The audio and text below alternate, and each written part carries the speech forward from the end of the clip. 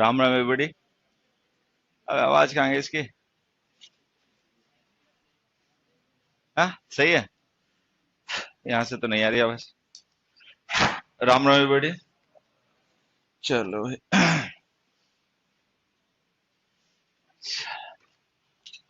एक छोटे से क्वेश्चन लिखो। They are almost quite fine here. They are almost quite fine here.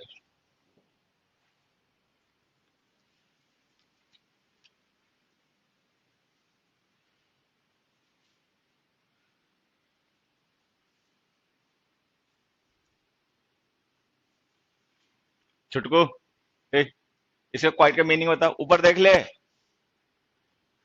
पढ़ाकू। इसका क्वाइट का मीनिंग बता बेटा, क्या होता है? पीछे बेटा, वो जान गया।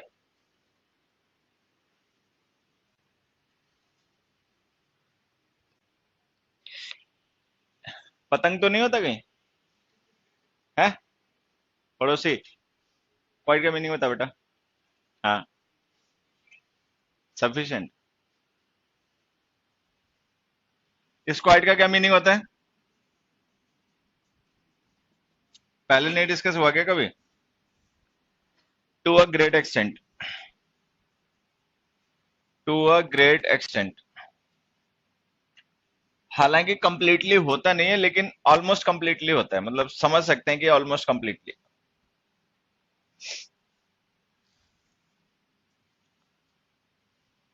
अब देखो, ये फाइन हमारा एडजेक्टिव हो गया, क्वाइट एडवर्ब हो गया। उसको एडवर्ब को डिस्क्राइब करने के लिए हमने एक दूसरा एडवर्ब ऑलमोस्ट लिख दिया, लेकिन चूंकि क्वाइट का मतलब खुद ही होता है टू अ ग्रेट एक्सटेंट या कंप्लीटली, तो ये दूसरा एडवर्ब इसको डिस्क्राइब कर नहीं पाएंगे। मान लो हम यहाँ पे ऑलमोस्ट लिख दें, या टोटली लिख दें, या पार्सली लिख दें, मतलब कुछ भी ऐसा लिख दें, अप्रोक्सीमेटली लिख दें, नियरली लिख दें,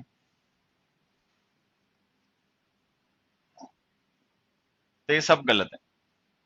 तो यहाँ पे ध्यान देना, जो क्वाइट एडवर्ब होता है इसका मतलब होता है to a great extent, and it can modify other adverbs but no other adverb can modify it. The adverb quite can't be modified further. The adverb quite can't be modified further. तो quite adverb अगर हम कभी use करें किसी adjective वगैरह के साथ में, तो इसको डिस्क्राइब करने के लिए दूसरे एडवर्ब्स मत लिखना। इट इज क्वाइट इजी ऐसे। तो एक तो ये ध्यान रखना कि इसको डिस्क्राइब करने के लिए दूसरे एडवर्ब्स नहीं यूज करने। एक छोटी सी बात और भी ध्यान रखना, जैसे हमने एक सेंटेंस लिखा, they asked him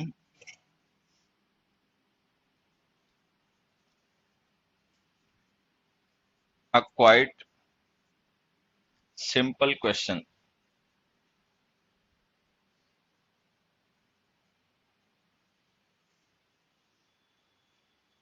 they asked him a quite simple question. अब देखो, यहां पर हमने क्वाइट से पहले कोई एडवर्ब नहीं लिखा, एक डिटर्मिनर लिखा ए। अच्छा, डिटर्मिनर क्यों लिखना पड़ा ये भी समझ लेना। यहाँ पे जो हमने फाइन यूज किया था ना एडजेक्टिव, ये प्रेडिकेटिव यूज हो रहा था, लेकिन यहाँ पे जो हमने एडजेक्टिव लिखा सिंपल, ये एट्रीब्यूटिव यूज हो रहा है। इसके साथ इसका नाउन भी लिखा हुआ है, क्वेश्चन। और ये क्वाइट तो खैर एडवर्ब होता ही होता है। तो इस सेंटेंस में जो हमने क्वाइट एडवर्ब का यूज किया है, जिस एडजेक्टिव के साथ में, वो प्रेडिकेटिव यूज हो रहा है। यहाँ पे जिसके साथ यूज किया वो एट्रीब्यूटिव यूज हो रहा है। अब मान लो अगर हम क्वाइट को कभी यूज करें किसी ऐसे एडजेक्टिव के साथ में जो कि एट्रीब्यूटिव यूज हो रहा हो, तो जो आर्टिकल्स होते हैं ना, वो भी क्वाइट के बाद ही लिखा करो। मतलब वो भी पहले नहीं, वो भी यहाँ पे लिखा करो। तो इसको हमें ऐसे लिखना पड़ेगा, asked him quite a simple question. तो अगर हम क्वाइट एडवर्ब का यूज किसी ऐसे एडजेक्टिव के साथ कर दें जिसके साथ उसका नाउन भी लिखा हो, तो क्वाइट को नाउन फ्रेज में सबसे पहले लिखना। नाउन फ्रेज में सबसे पहले लिखने का मतलब समझ लेना, जैसे ये जो पूरे हमने ग्रुप ऑफ वर्ड्स लिखे ना, ये पूरी एक नाउन फ्रेज है, जो कि इनडायरेक्ट, इनडायरेक्ट बता रहा हूँ, जो डायरेक्ट ऑब्जेक्ट है आस्क वर्ब का।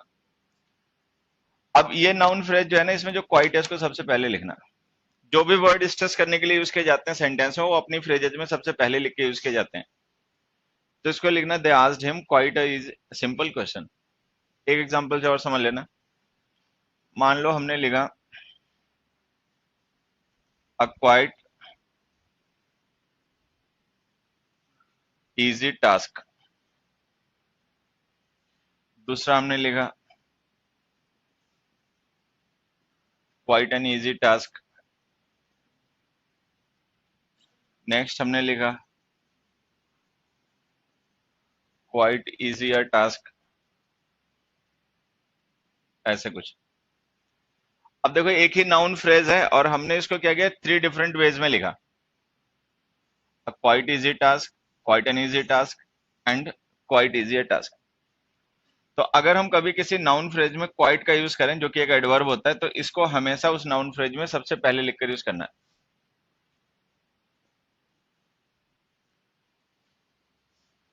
तो हमारा आंसर हो जाएगा quite an easy task.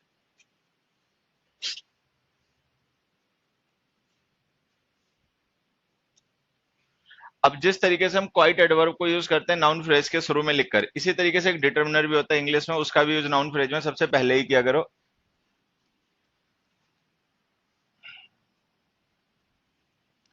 We can not trust a such lazy person.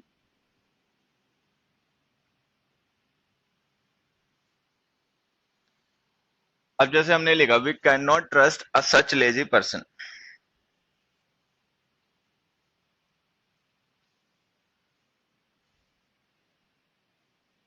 अब देखो यहाँ पे जो ट्रस्ट वर्ब है, ये ट्रांसिटिव वर्ब होती है। अ सच लेजी पर्सन जो फ्रेज है वो इसका ऑब्जेक्ट है। मतलब ये जो हमने लिखा ना सच लेजी पर्सन, ये पूरी फ्रेज जो है वो ट्रस्ट वर्ब का ऑब्जेक्ट है। अब चूंकि ये फ्रेज ऑब्जेक्ट का काम कर रही है, तो इसे नाउन फ्रेज कहेंगे। अब देखो ये नाउन फ्रेज में नाउन हो गया, ये एडजेक्टिव हो गया, और ये डिटर्मिनर होता है सच। अगर हम सच का यूज करें तो इसे भी नाउन फ्रेज में सबसे पहले लिखा करो। तो इसको ऐसे लिखो, we can not trust such a lazy person.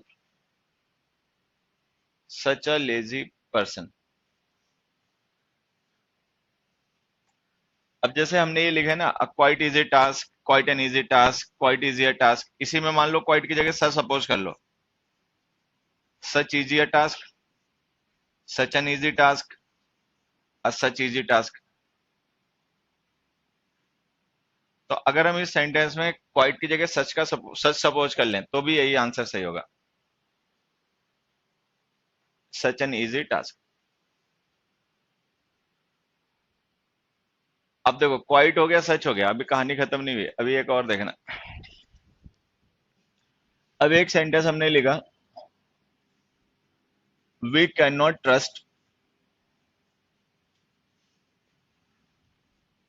A so lazy person.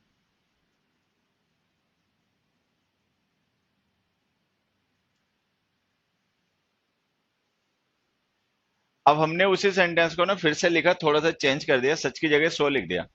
अब देखो सच होता है determiner, so adverb of degree होता है, एज, सो, टू, वेरी, ये सब एडवर्ब ऑफ डिग्री होते हैं।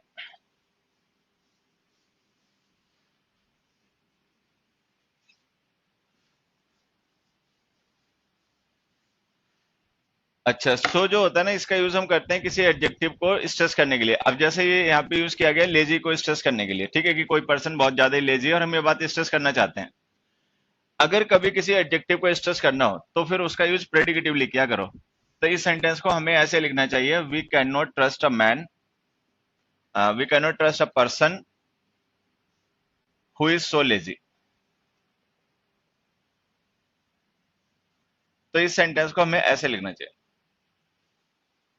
अगर हम उस पर्सन की लेजीनेस को वास्तव में हाईलाइट या स्ट्रेस करना चाहते हैं, तो उसको प्रेडिकेटिवली यूज किया करो। जिन एडजेक्टिव्स को स्ट्रेस करना उनको प्रेडिकेटिवली लिखा करो। तो इस सेंटेंस को ऐसे लिखो, we can not trust a person who is so lazy. एक दूसरा तरीका भी है सही करने का। दूसरा तरीका है कि इसको फ्रेज को सो लेजी अ पर्सन को दो पार्ट में बांट दो। एक पार्ट नाउन बना दो और एक पार्ट एडजेक्टिव एडवर्ब बना दो। मतलब ये जो डिटर्मिनर है ना, वो नाउन के साथ लिख दो। सो लेजी एक साइड कर दो, अ पर्सन एक साइड कर दो, तो भी सही जाएगा। तो ये सेंटेंस हमारा तब भी सही हो जाएगा अगर हम इसे ऐसे लिख दें, we can not trust a person, नहीं, we can not trust so lazy a person. तो अगर हम सो का यूज,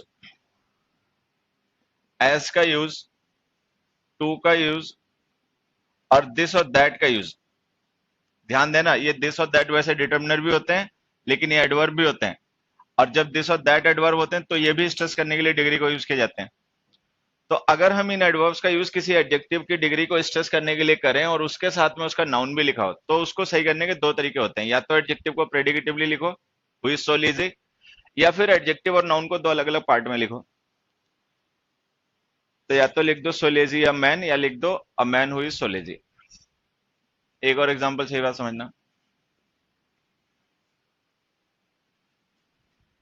एनीवन कैन सॉल्व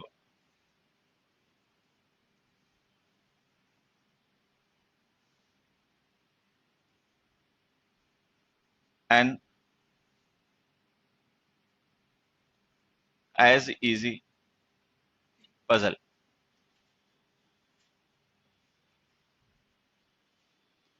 अब जैसे हमने देखो फिर से एक एग्जांपल लिखा, any one can solve an as easy puzzle, कि इतनी आसान पजल को तो कोई भी सॉल्व कर देगा। अब इस बात को हम स्ट्रेस करना चाहते हैं कि पजल वास्तव में कुछ ज्यादा ही आसान है। अब अगर इस बात को स्ट्रेस करना चाहते हो कि पजल आसान है, तो फिर या तो इसको ही लगो predicatively, any one can solve a puzzle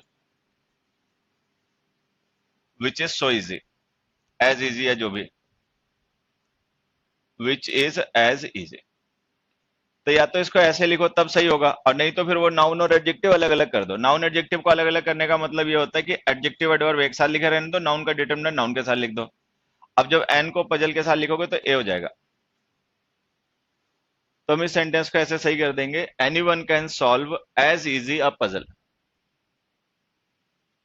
तो ये जो सो है, एज है, टू है, दिस है, दैट है, ये एडवर्ब्स होते हैं, एडजेक्टिव्स की डिग्री को स्ट्रेस करने के लिए उनके साथ लिखे जाते हैं। अगर ये कभी किसी नाउन के साथ लिख दे जाए तो फिर इनको इस तरीके से सही करके लिखना, या तो ऐसे सही करना है, या ऐसे।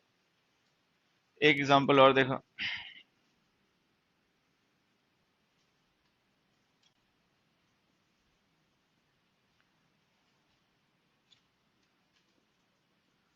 दैट ऑनेस्ट पर्सन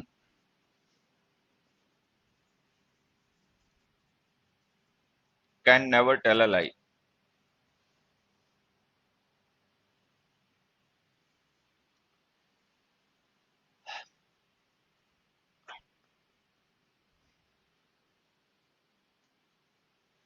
अब देखो अगर हम इस दैट को डिटर्मिनर मान लें तो फिर इस ए की हमें जरूरत नहीं है, फिर तो सीधे ऐसे लिख दो, that honest person can never tell a lie.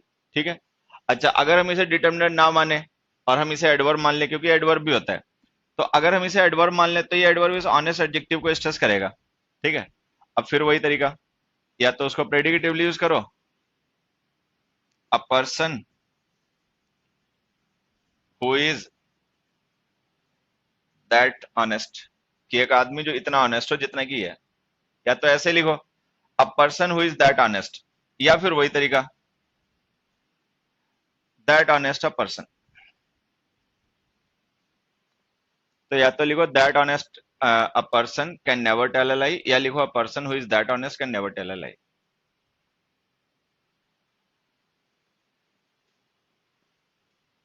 एक लास्ट एग्जांपल इसका और देखो,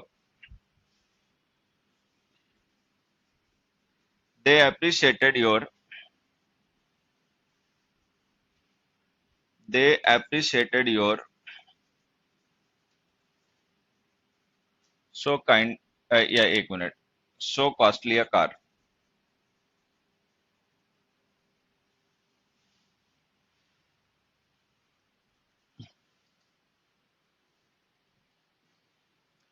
they appreciated your so costly a car.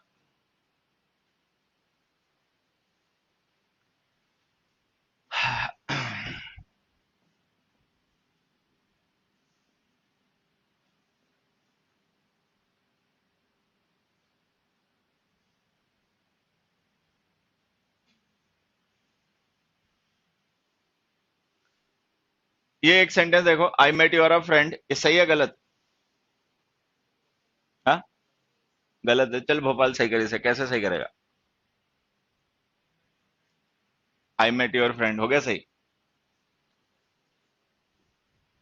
अब देखो ये तो गलत है ही है, क्योंकि अगर हम योर डिटर्मिनर लिख देंगे ना फ्रेंड के लिए, तो फ्रेंड हो जाएगा डेफिनेट, ए आर्टिकल लिखा जाता है तब जब वो इंडेफिनिट हो। ठीक है, तो कुल मिला के ये तो गलत है। अब इसको सही करने के दो तरीके हैं। एक तरीका तो वही जो इसने बताया, आई मेट योर फ्रेंड ऐसे लिख दो। लेकिन जब हम ये लिखेंगे ना आई मेट योर फ्रेंड, तो हमें इसका मतलब ये मानना पड़ेगा कि यू का फ्रेंड एक ही है। लेकिन अगर मान लो उसके दोस्त कई हों और उनमें से किसी एक से हम मिल गए, तब हम क्या लिखें? हाँ, I met one of your friends, या लिखो अ फ्रेंड ऑफ योर्स। ये नाउन में पढ़ा होगा, अपना ध्यान देना।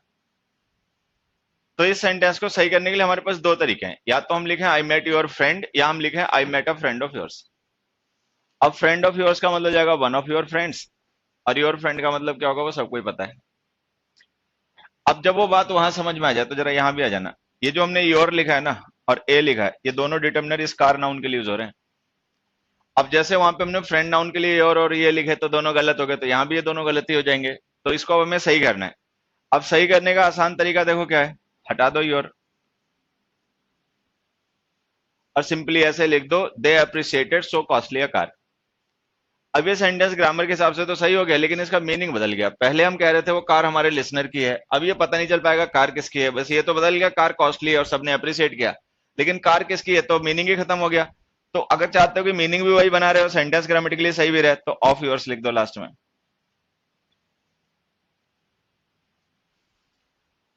तो इसको ऐसे लिख दो, आ रहा, पकड़ में आ रहा है? चलो ठीक है। तो इसको ऐसे लिख दो, they appreciated so costly a car of yours.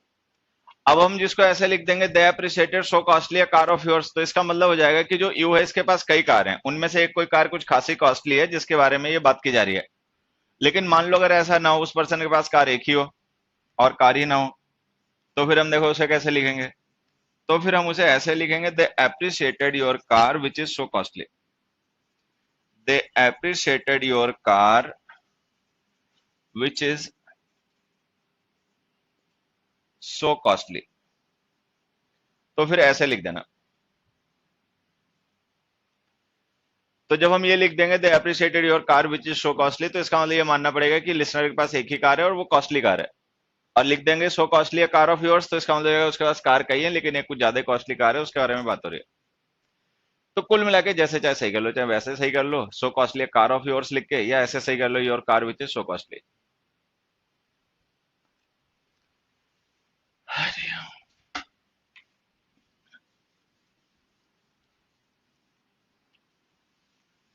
5 minute में टेंस आपका गुलाम है। पागल ससुर, चुटकी बजाते इंग्लिश सीखें।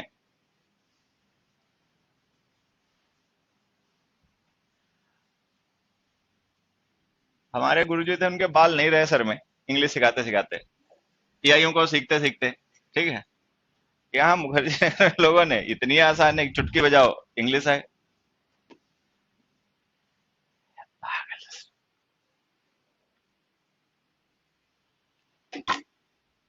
चल अगला क्वेश्चन देखो। मोहन वर्कड हार्डली, हार्डली लिखना, टू सक्सीड।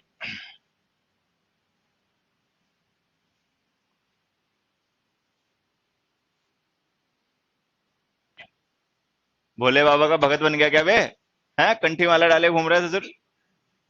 ये क्या है, कंठी माला है? हाँ, फैशन वाली है कि पैसन वाली है? हाँ, अच्छा। नहीं है, इस उम्र में हो भी जाते हैं भोले बाबा के भगत, इसी के बहाने ये चिलम विलम पीते रहते हैं बैठ के। ठीक है, और नशेड़ी जो रहेगा वो भोले बाबा का भगत निकलेगा। हाँ,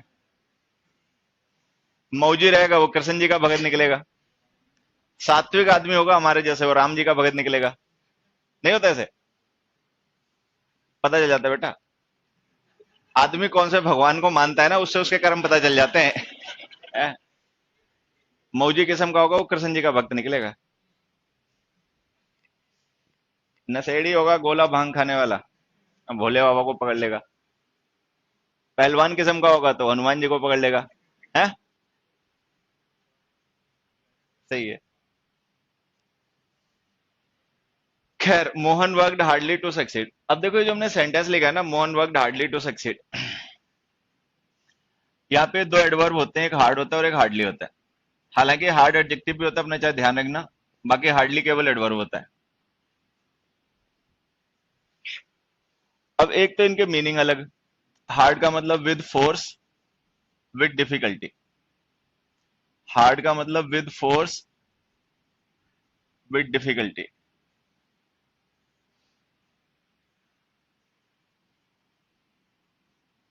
गाँव में हमारे इधर रहता है ना, जैसे एक छोटा सा नहर कह लो, नाला कह लो, ऐसा कुछ निकला है, पानी उसमें हमेशा तो खैर नहीं होता, जब तक होता है। तो उसके किनारे गांजे वगैरह के बहुत से वो पेड़ उगाते हैं। अब गांजा तो जंगली घास होता है, कहीं भी उगाएगा, ठीक है। इस समय लोग उसको बिल्कुल साफ कर देते हैं। एक पेड़ ढूंढे नहीं मिलेगा, कहीं ढूंढ लो जाके, सब लोगों ने उखाड़ उखाड़ के रख लिए होते हैं।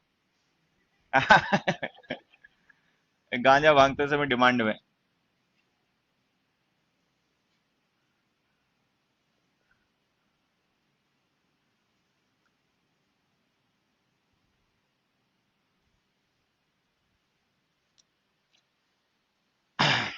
हार्डली का मतलब हो गया ऑलमोस्ट नॉट, नेगेटिव मीनिंग होता है। और हार्ड का मतलब हो गया विद फोर्स या विद डिफिकल्टी। अब जैसे हमने लिखा Mohan worked hardly to succeed, अब ये जो सेंटेंस है ना, अगर हम इसको सही मान लेते तो इसका मतलब हमें ये मानना पड़ेगा कि मीनिंग हम नेगेटिव कन्वे कर रहे हैं, उसने कोई मेहनत नहीं की, मतलब उसने कोई काम नहीं किया सफल होने के लिए, ठीक है। ऐसा नहीं होता, आदमी को मेहनत करनी पड़ती है सफल होने के लिए, तो इसको लिखो वर्क हार्ड। अब वर्क हार्ड लिख देने से एक तो मीनिंग सही हो जाएगा और दूसरा ग्रामर भी सही हो जाएगी। हार्ड जो होता है एडवर्ब ऑफ मैनर होता है, हार्डली एडवर्ब ऑफ डिग्री होता है। एडवर्ब ऑफ डिग्री उन वर्ड से पहले लिखकर यूज किए जाते हैं जिन्हें वो डिस्क्राइब करते हैं, और एडवर्ब ऑफ मैनर बाद में लिखकर यूज किए जाते हैं। तो हार्डली एडवर्ब ऑफ डिग्री है, अगर हम उसे यूज भी करेंगे वर्क के लिए तो हमें पहले लिखकर यूज करना पड़ेगा, बाद में एडवर्ब ऑफ मैनर आते हैं। हार्ड एडवर्ब ऑफ मैनर होता तो ये वर्ब के बाद आ जाएगा।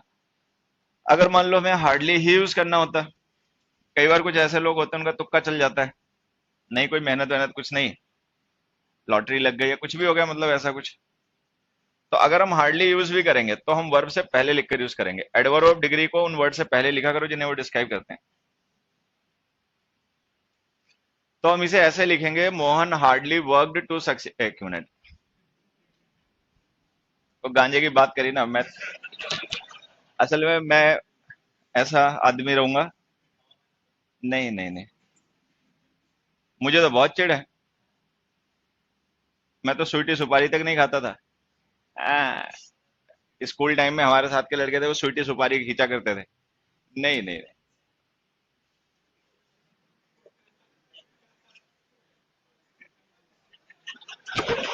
ये बात तू बोल भाई एक बार, अब इनसे बच्चियों से मैं क्या कहूँ, तू बोले एक बार। फायदा मत उठाओ। मैं लड़कियों से कुछ कहता नहीं, देवी सोच के छोड़ देता हूँ, ठीक है। तो ये हर एक चीज कमेंट करने लग गई। मैं तो मेरे पास में अगर कोई मतलब बीड़ी पिए भी बैठा हो ना तो मुझे नशा हो जाता है, मतलब। नहीं, ये हंसने की बात नहीं, ये मामला सीरियस है। मुझे मतलब नशे वाली चीजें बहुत ज्यादा अफेक्ट करती हैं। मैं पान पुड़िया नशा फलाना ढमकाना ये मैं कुछ नहीं करता कराता, और मैं ऐसे लोगों के पास में फटकने भी नहीं देता, मेरा ऐसे ही दिमाग खराब हो जाता है।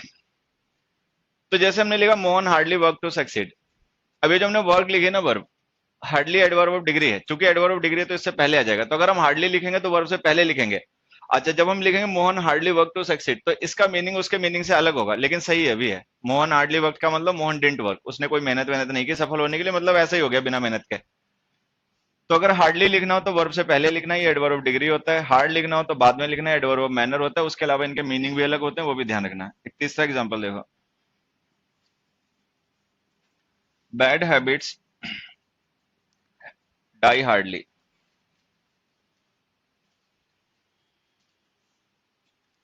Bad habits die hardly. अब डाई हो गई मेन वर्ब, अगर उसके बाद लिखोगे तो एडवर्ब ऑफ मैनर आएगा। हार्डली एडवर्ब ऑफ डिग्री होता है, तो वैसे ही गलत हो गया। दूसरी बात, डाई हार्ड एक इडियम होता है जिसका मतलब होता है नॉट टू चेंज, अगर चाहते हो वो इडियम यूज होता है, इसको डाई हार्ड लिख लो। तो वर्ब के बाद लिखना हो तो हार्ड लिखा करो, पहले लिखना हो तो हार्डली लिखा करो। हार्डली लिख देने से मीनिंग भी बदल जाता है, ये भी अपना ध्यान रखना। लेकिन कुछ सिचुएशन हो सकती है ऐसा ना हो, जैसे अगर हम इस सेंटेंस को ऐसे लिख दें, बैड हैबिट्स हार्डली डाई, ठीक है। तो अगर ये हम हार्डली को पहले लिख देंगे एडवर्ब ऑफ डिग्री है तो ये सही तो हो जाएगा, मीनिंग तब भी सेम ही रहेगा, मतलब एक चीज है इसका दोनों का मीनिंग सेम रहेगा, बैड हैबिट्स डाई हार्ड या bad habits hardly die.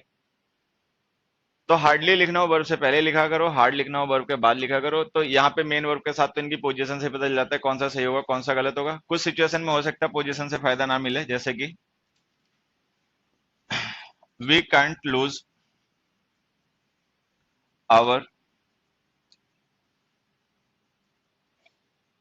Hardly won freedom, we can't lose our hardly won freedom. अब यहाँ देखो, फ्रीडम नाउन हो गया, वॉन पास्ट पार्टिसिपल एडजेक्टिव हो गया, हार्डली एडवर्ब हो गया, कांट लूज मेन वर्ब हो गई। अब इस बार जो हमने हार्डली एडवर्ब यूज किया है, ये मेन वर्ब के लिए नहीं बल्कि एक नॉन फाइनाइट वर्ब जो कि एडजेक्टिव का काम कर रही है उसके लिए यूज किया है। तो अगर इसको एडजेक्टिव के लिए यूज कर रहे हो तब तो इसकी पोजीशन यही रहेगी। अब हमें मीनिंग टैली करना पड़ेगा। अगर हम हार्डली वन फ्रीडम लिख देंगे तो इसका मतलब हो जाएगा जो आजादी हमने जीती नहीं। अब हम उसको खोने से डर रहे हैं जिसको हमने जीता ही नहीं, अगर जीता ही नहीं तो खोने से क्यों डर रहे हो, ये मीनिंग इलॉजिकल है। अगर हम इसे हार्ड लिख दें तो शायद देखो मीनिंग सही हो जाए, फ्रीडम वॉन विद डिफिकल्टी, और ये मीनिंग सही है। तो इसको लिखो hard one freedom. Hard one freedom का मतलब हो गया फ्रीडम वन विद डिफिकल्टी, मतलब मुश्किल से जीती गई आजादी जिसको पाने के लिए बड़ी कीमत चुकाई हो, ऐसा कुछ। तो अगर हम मेन वर्ब के लिए हार्ड और हार्डली का यूज करेंगे तब तो उनकी पोजीशन से ही पता चल जाएगा कौन सा सही है कौन सा गलत है। अदरवाइज अगर एडजेक्टिव के लिए यूज करोगे तो मीनिंग से ही मदद मिलेगी, पोजीशन से कोई मदद नहीं मिलती यहाँ। एक एग्जांपल और समझना, everybody enjoyed the match as it was a hardly fought match.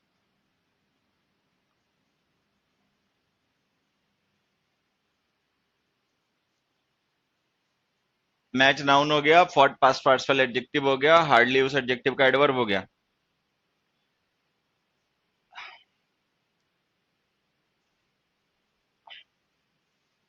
अब हमने सेंटेंस लिखा एवरीबडी एंजॉयड द मैच, हर किसी ने मैच को एंजॉय किया। अगर हर किसी ने मैच को एंजॉय किया तो मैच में फाइट हुई होगी या नहीं, जरूरी हुई होगी। तो अगर हार्डली लिख दोगे तब तो मीनिंग नेगेटिव हो जाएगा, इसका मतलब तो फाइट ही नहीं हुई, तब तो ये गलत हो गया, मीनिंग हार्ड लिखो।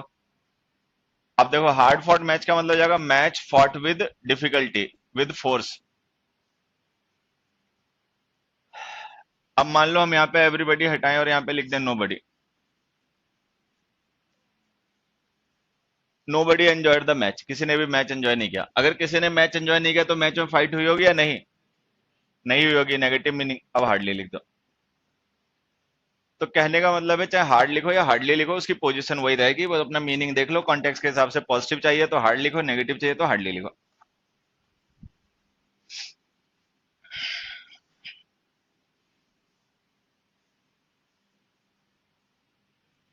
7th क्वेश्चन देखो,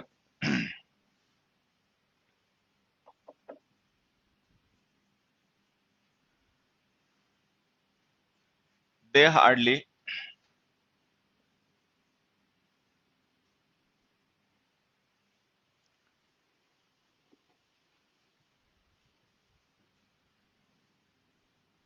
गेट होम लेट, दे हार्डली गेट होम लेट।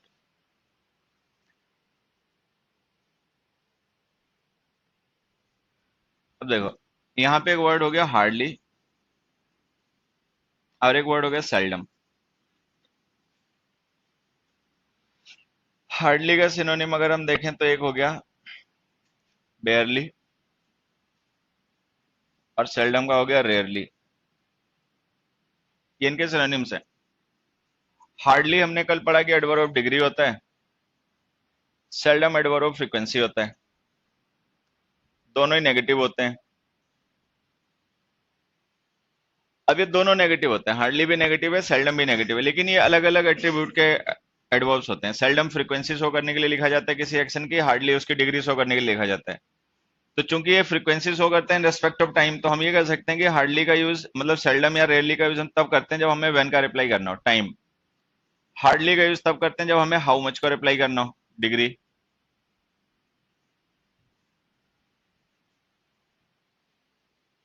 अब कई बार क्या हो जाता है कि जहां पे लिखना चाहिए हार्डली वहां सेल्डम लिख दिया या रेयरली लिख दिया, जो भी। अब जैसे हमने ये सेंटेंस लिखा, दे हार्डली गेट लेट होम, यहाँ पे हमें क्या रेफर करना है, डिग्री ऑफ समथिंग और टाइम ऑफ समथिंग, टाइम। अब घर आना जो है ना, उसमें कोई डिग्री तो होगी नहीं घर आने में, ठीक है। तो अगर कोई डिग्री नहीं होगी तो हार्डली गलत लिख दे, इसे हटा दो, ठीक है। या फिर इसकी जगह कोई दूसरा ऐसा लिख दो जो यहाँ पे सही हो पाए, रेयरली लिख दो, सेल्डम लिख दो। तो हम यहाँ पे लिख देंगे the seldom get home late, तो इसका मतलब हो जाएगा almost never, they never get home late, मतलब वो कभी भी घर देर से नहीं आते, दे ऑलवेज कम टाइमली। एक और क्वेश्चन देखना,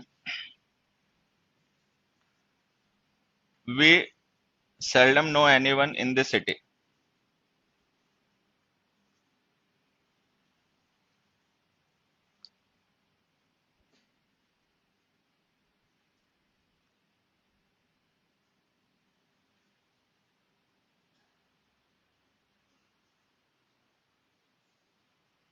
We seldom know anyone in this city. Frequency या degree, degree, how much do we know, ठीक है।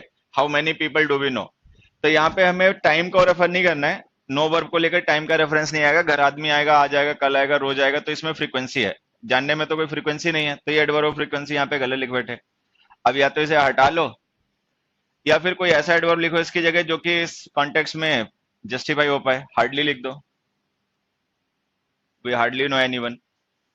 हार्डली का मतलब ऑलमोस्ट नॉट हो गया, एनीवन जब उसके साथ लिख दोगे तो उसका मतलब हो जाएगा no one, we know no one in the city, कि हम इस शहर में किसी को नहीं जानते। तो जब हमें डिग्री को रेफर करना हो तो हार्डली का यूज क्या करो या बेयरली का यूज क्या करो, टाइम को रेफर करना हो तो वहां पर सेल्डम या रेयरली का यूज क्या करो। हालांकि अगर हमें टाइम को रेफर करना हो तो एक ऑप्शन और भी होता है सही करने का, कि हम चाहें तो इस सेंटेंस को ऐसे भी लिख सकते हैं, they hardly ever get home late. तो वो जो हमारा पहले वाला क्वेश्चन था उसमें अगर हम चाहते तो हार्डली को लिखकर भी सही कर सकते थे, लेकिन तब हमें उसके बाद एवर का यूज करना पड़ता। क्या ये बात पहले कभी डिस्कस हुई क्लास में, they hardly ever get late home? हाँ, हाँ, हार्डली एवर इक्वल सेल्डम पढ़ा पहले। हाँ, तो अपने रिवीजन कर लेना, वैसे मैं बता देता हूँ, कंडीशनल में पढ़ाया होगा। कंडीशनल चैप्टर के असाइनमेंट में डिस्कस किया होगा कि हार्डली एवर बिकम्स सेल्डम। तो हार्डली का यूज हम टाइम के लिए कर सकते हैं, लेकिन तब इसके साथ में एवर लिखना पड़ेगा। चलो, ये हार्ड और हार्डली पे बेसिस टाइप के क्वेश्चन आते हैं, इनका अपना ध्यान रखना।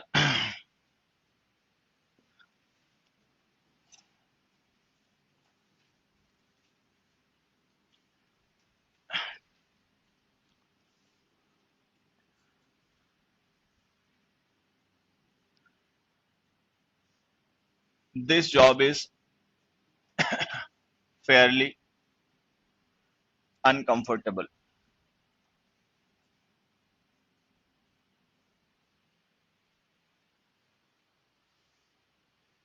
This job is fairly uncomfortable.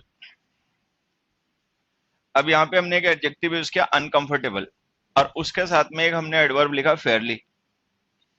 अच्छा, Fairlie mean something which is fair, मतलब अप्रूविंग, लेकिन अनकंफर्टेबल होना तो फेयर नहीं होता। अनकंफर्टेबल होना तो डिसअप्रूविंग क्वालिटी है। तो अगर ये क्वालिटी डिसअप्रूविंग है तो फेयरली गलत यूज कर लिया, रादर लिखो। तो इसको लिखो रादर अनकंफर्टेबल। तो ये जो फेयरली और रादर हैं, ये दोनों ही एडवर्ब होते हैं, एडवर्ब ऑफ डिग्री। फेयरली का यूज हम करते हैं उन क्वालिटीज के साथ में जो एग्रीएबल हैं, दैट पीपल लाइक, और जो डिसएग्रीएबल क्वालिटीज होती हैं दैट पीपल डोंट लाइक, उनके साथ में यूज क्या करो, rather.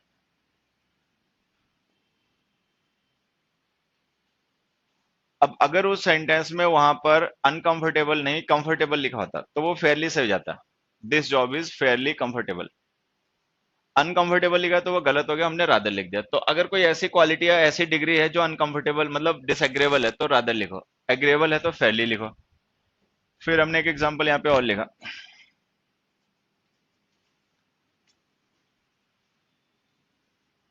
He is dash tall, he is dash tall. Tall होना क्या है, गुड और बैड, एग्रेबल क्वालिटी या डिसएग्रेबल क्वालिटी? हाँ, कुछ नहीं है, ना एग्रेबल है ना डिसएग्रेबल है। अब देखो, कंफर्टेबल होना गुड क्वालिटी है, अनकंफर्टेबल होना बैड क्वालिटी है, ऑनेस्ट होना गुड क्वालिटी है, डिसऑनेस्ट होना बैड क्वालिटी है। ठीक है, लेकिन टॉल को हम कुछ नहीं कह सकते, ना अच्छा ना बुरा। अब इस तरीके के एडजेक्टिव्स में क्या होता है कि जब हम फेयरली लिखते हैं तो वो हमारा अप्रूवल शो करता है कि हम उस क्वालिटी को अप्रूव कर रहे हैं, भले ही वो अच्छी हो या ना हो। अगर हम रादर लिख देते हैं तो ये हमारा डिसअप्रूवल शो करता है कि हम उसे डिसअप्रूव कर रहे हैं, फिर भले ही वो अच्छी हो या बुरी हो, उससे अपना अलग लेना देना नहीं। तो इस तरीके की सिचुएशंस में हम फेयरली और रादर के थ्रू अपना अप्रूवल या डिसअप्रूवल एक्सप्रेस करने लग जाते हैं।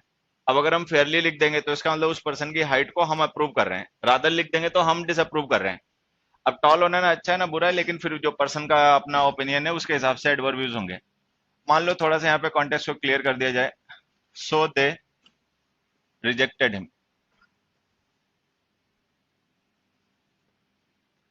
अब हमने कहा सो दे रिजेक्टेड हिम, इसीलिए उन्होंने उसे रिजेक्ट कर दिया। अब अगर उसको रिजेक्ट इसलिए कर दिया वो टॉल है, तो इसका मतलब उसकी हाइट को तो उन्होंने डिसअप्रूव कर दिया रादर। अगर हम रिजेक्टेड की जगह लिख दें सेलेक्टेड, तो अगर उन्होंने उसकी हाइट की वजह से उसको सेलेक्ट कर लिया तो इसका मतलब उन्होंने उसको अप्रूव कर दिया Fairlie.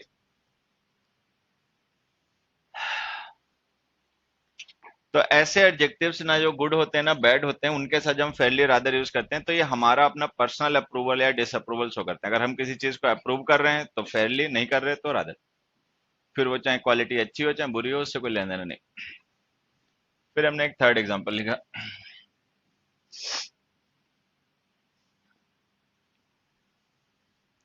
We found it fairly stronger than other ones.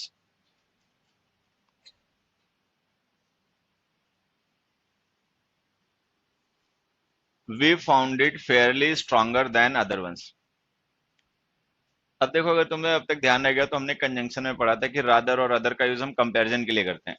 ठीक है, देन रादर और अदर के साथ यूज किया जाता है ना, उसकी वजह यही होती है कि वो कंपैरिजन के लिए यूज होते हैं। अब यहाँ पे हमने कंपेरेटिव डिग्री लिख रखी है। अगर किसी कंपेरेटिव डिग्री के एडजेक्टिव्स को डिस्क्राइब करना हो तो फिर फेयरली मत लिखना, फिर रादर लिखना। अच्छा, यहाँ पे जो हम रादर लिख रहे हैं ये डिसअप्रूवल शो नहीं कर रहा है, ये कंपैरिजन के लिए यूज किया गया। मतलब ये अच्छी या बुरी क्वालिटी को रेफर नहीं कर रहा है, ये अब ये रेफर कर रहा है कंपैरिजन को। तो अगर कंपेरेटिव डिग्रीज के साथ कभी लिखना पड़े तब भी रादर लिखा करो, ना कि फेयरली। और बाकी अच्छी क्वालिटीज के साथ में फेयरली, खराब क्वालिटीज के साथ में रादर। तो ये फेयरली रादर के यूजेस हैं, इनका भी अपना ध्यान रखना। नेक्स्ट लिख दो, one should not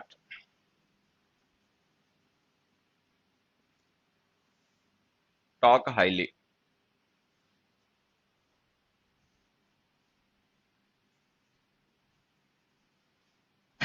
this matter is high confidential.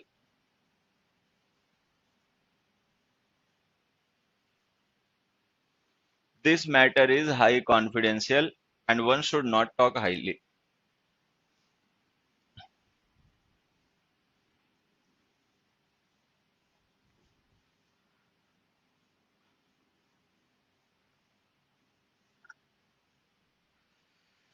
Hari Om प्रभु। अब देखो, ये हाई और हाईली भी एडवर्ब्स हैं। हालांकि हाई एडजेक्टिव भी होता है, हाईली केवल एडवर्ब होता है, अपना ध्यान रखना।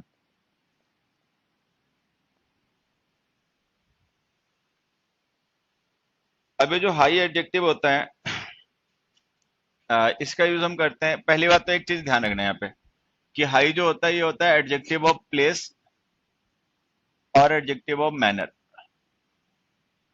एडजेक्टिव बता रहा हूँ, एडवर्ब। और हाईली होता है एडवर्ब ऑफ डिग्री।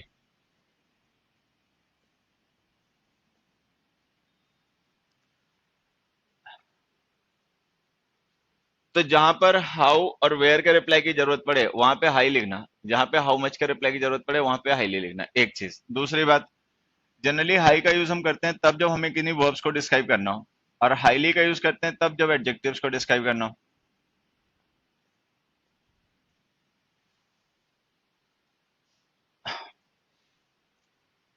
अब जैसे हमारे क्वेश्चन लिखा ना पहले, वन शुड नॉट टॉक। अब टॉक वर्ब हो गई, वर्ब को डिस्क्राइब करने के लिए एडवर्ब आएगा। एडवर्ब हालांकि हाईली भी होता है, लेकिन हाईली एडवर्ब ऑफ डिग्री होता है, और हमें यहाँ पे एडवर्ब ऑफ डिग्री नहीं, हाउ के रिप्लाई की जरूरत है। One shouldn't talk, how shouldn't one talk, how का रिप्लाई एडवर्ब ऑफ मैनर होते हैं, तो हाई लिखो। One should not talk high. तो चाहे तो अपना ये समझ लो कि हाउ का रिप्लाई चाहिए इसलिए हाई लिखा, नहीं तो सीधा समझ लो वर्ब को डिस्क्राइब करने के लिए हाई लिखा करो। फिर हमने लिखा this matter is confidential. Confidential is an adjective. अब एडजेक्टिव को डिस्क्राइब करना है तो एडवर्ब आएगा। एडवर्ब हाई भी होता है लेकिन ये एडजेक्टिव्स के लिए नहीं यूज होता, तो एक तो इसलिए गलत, और दूसरा हमें यहाँ पे हाउ मच का रिप्लाई चाहिए। This matter is confidential, how much confidential is it, ये बताना है। तो आ गया आंसर हाईली, हाईली कॉन्फिडेंशियल। अब देखो किस तरीके के वर्ब्स होती हैं जिनके साथ हम हाई का यूज करते हैं। Talk high, aim high, soar high, throw high, jump high, dream high, go high, etcetera. Fly high, boast high, सेकी बगाड़ना। टॉक हाई, बड़ी बड़ी बातें करना।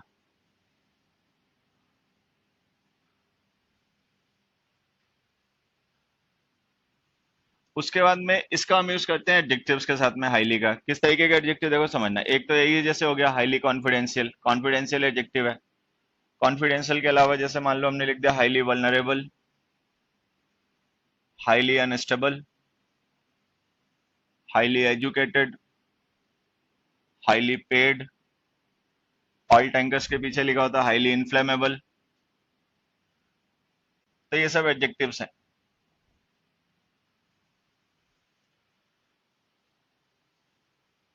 तो अगर किसी एडजेक्टिव को डिस्क्राइब करना है उसकी डिग्री से रिलेट करके तो हाईली लिखा करो। किसी वर्ब को डिस्क्राइब करना है उसके प्लेस या मैनर को लेकर तो फिर हाई लिखा करो।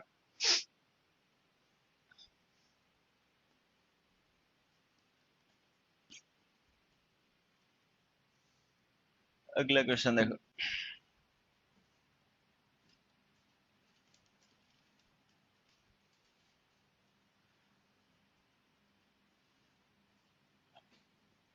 We visited the city dash to see the museum. एक काम करना, विजिटेड की जगह लिखना वेंट, और यहाँ पे लिखना विजिट, विजिट द म्यूजियम। हिले हुए ए पर देख, म्यूजियम की स्पेलिंग बता।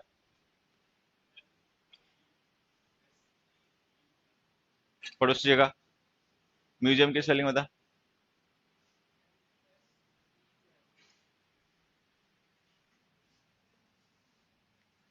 पता थी कि इसकी सुन के बता दी। हाँ चलो। We went to the, went to लिखना, we went to the city dash to visit the museum.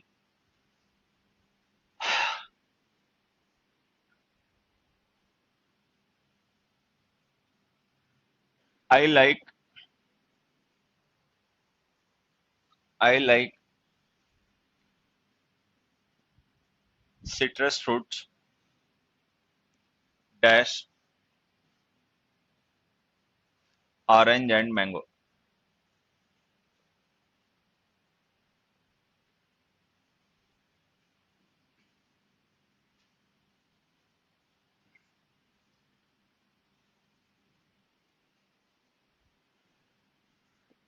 He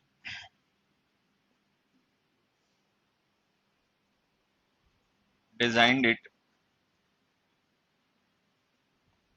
dash using latest technology.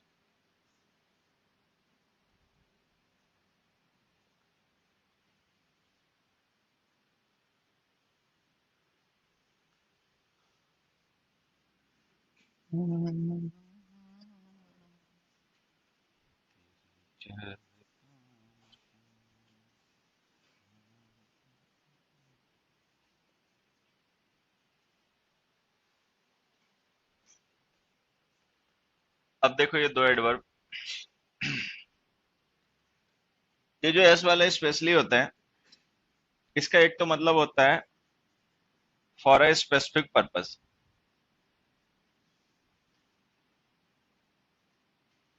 और एक इसका मतलब होता है इन अ स्पेशल मैनर।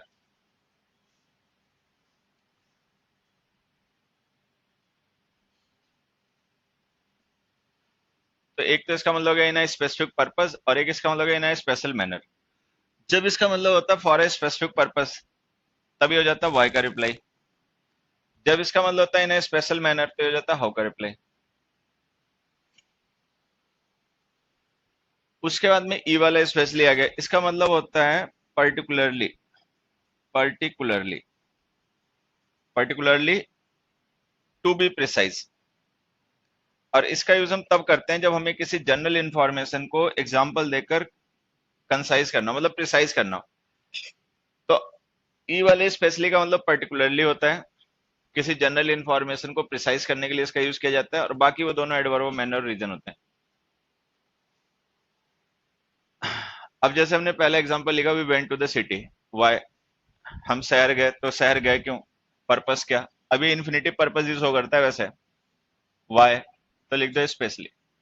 स्पेशली का मतलब क्या, फॉर ए स्पेसिफिक पर्पस, और वो पर्पस था म्यूजियम को विजिट करना। फिर यहाँ पे हमने लिखा आई लाइक सिट्रस फ्रूट्स, कि सिट्रस फ्रूट्स पसंद है। अब सिट्रस फ्रूट्स तो दुनिया भर के बहुत से होते हैं, लेकिन हमने उनमें से दो पर्टिकुलर हैं जिन्हें मेंशन कर दिया कि ये वाले ही पसंद है, ई वाला स्पेशली। इस स्पेशली का मतलब है पर्टिकुलरली ऑरेंजेस एंड मैंगोज। फिर यहाँ पे लिखना ही designed it, how did he design, कैसे उसने डिजाइन किया उसको। अब हाउ का रिप्लाई एडवर्ब मैनर होते हैं, तो स्पेशली आ गया। स्पेशली का मतलब इन अ स्पेशल मैनर, कोई खास तरीके से। तो अगर हाउ या वाई का रिप्लाई लिखना है तो एस वाला स्पेशली लिखना। किसी जनरल इंफॉर्मेशन को और प्रिसाइज करना है एग्जांपल इंट्रोड्यूस करके, तो फिर ई वाला स्पेशली लिखना।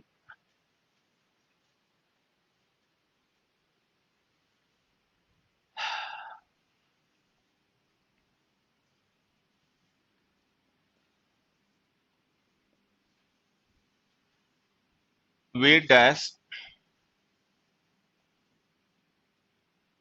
ओवरलुक सच पीपल,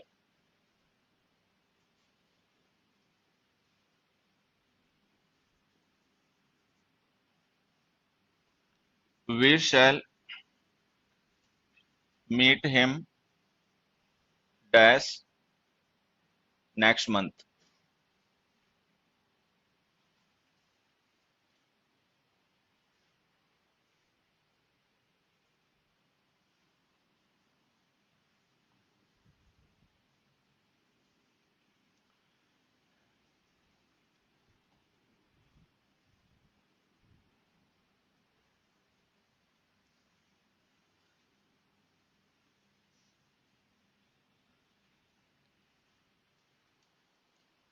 अब देखो ये दोनों हमारे क्वेश्चंस है ना, इनको फिल करने के लिए हमारे पास ऑप्शंस जो हैं वो ये दो एडवर्ब हैं, एक है समटाइम्स और एक है सम टाइम।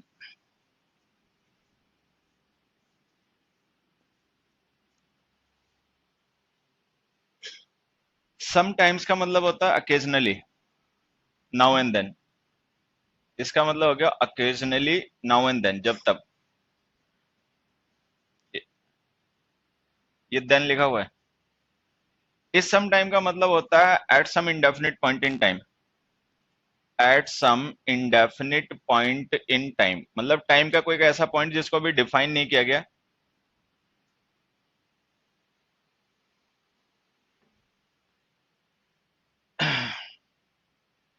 दोनों को यूज करो उसमें।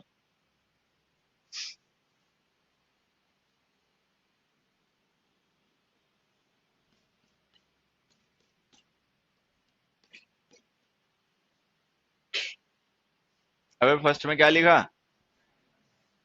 फर्स्ट में आएगा sometimes adverb of degree, degree होता है फ्रीक्वेंसी। जैसे हमने कहा we overlook such people, when do we overlook such people, sometimes. Sometimes का मतलब now and then, not fix but now and then.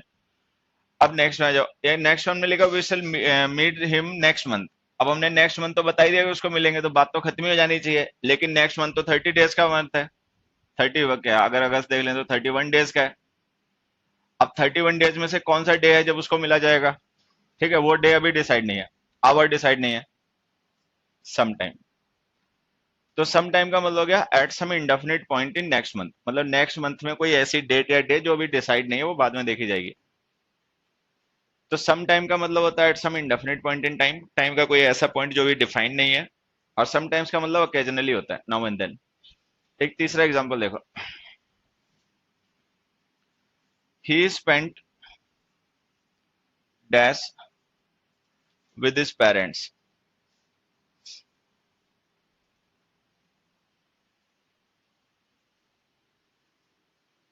He spent dash his parents with his parents, blank fill करो।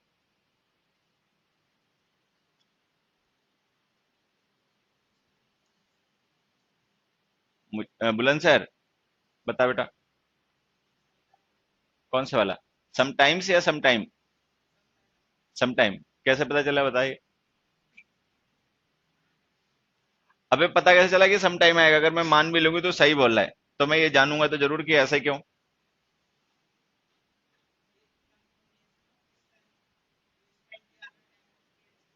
हाँ, बात तो ये कि time हमने कितना स्पेंड किया तो हमने पता ही नहीं किया, घड़ी देखी नहीं, नहीं तो देख लेते इतने मिनट रुके। ठीक है, सही है। फोन कौन सी कंपनी का है तेरा? फोन कौन सी कंपनी का है? ओप्पो? अबे चाइनीज है। इसमें इन दोनों में से कोई भी नहीं आएगा, क्योंकि वहां में ऑब्जेक्ट की जरूरत है, और ये दोनों एडवर्ब हैं, ये ऑब्जेक्ट बन नहीं पाएंगे। तो यहाँ पे एक तीसरा ऑप्शन भी होता है, सम टाइम। ये सम डिटर्मिनर है और ये टाइम नाउन है। मतलब कुल मिला के नाउन फ्रेज है। अगर कभी सेंटेंस में सब्जेक्ट ऑब्जेक्ट बना के लिखने की जरूरत पड़े तो इसको अलग करके लिखना। Single word sometime adverb होता है, स्पेस के साथ लिख दोगे तो वो नाउन बन जाएगा, फिर उसको सब्जेक्ट ऑब्जेक्ट जो चाहे बनाओ। तो इसको ऐसे लिखो, टाइम नाउन हो गया, ही spent time with his parents, how much time ये बताने के लिए हमने सम डिटर्मिनर लिख दिया। तो अगर हम सम टाइम को स्पेस के साथ में लिख देंगे तो ये एडवर्ब नहीं रहेगा, ये नाउन फ्रेज बन जाएगी। फिर इसको सब्जेक्ट ऑब्जेक्ट बना के अपना लिखना। तो थर्ड सेंटेंस में हमें ऑब्जेक्ट की जरूरत थी, स्पेंड ट्रांसिटिव वर्ब होती है, तो हमने सम टाइम लिख दिया।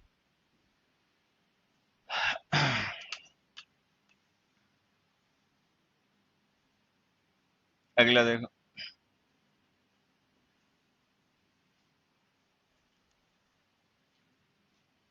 दे have already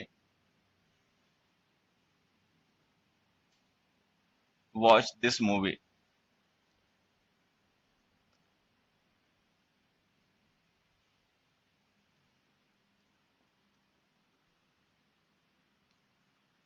we are already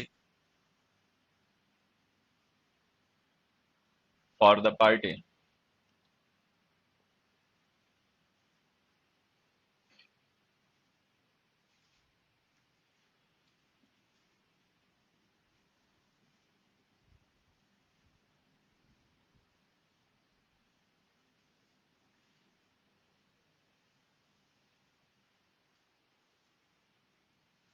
अब देखो,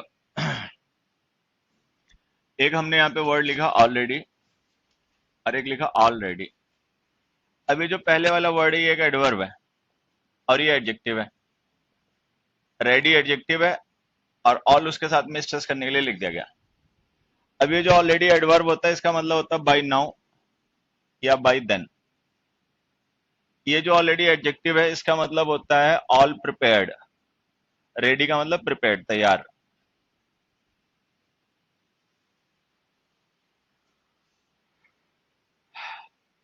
तो इसी तरीके से दो वर्ड हो गए, अगर हमने स्पेस के साथ लिख दें या सिंगल वर्ड लिख दें तो इनके meaning meaning parts of speech सब बदल ही जाते हैं।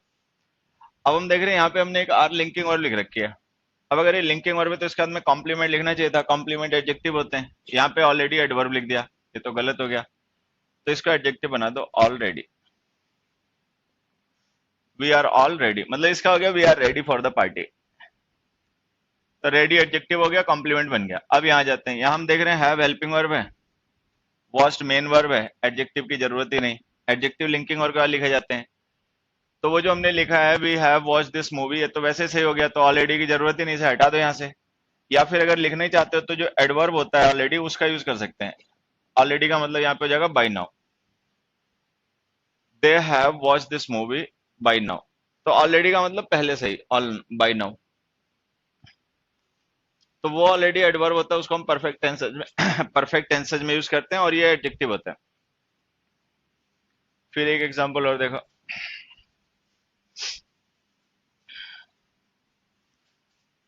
दे are all together on this matter.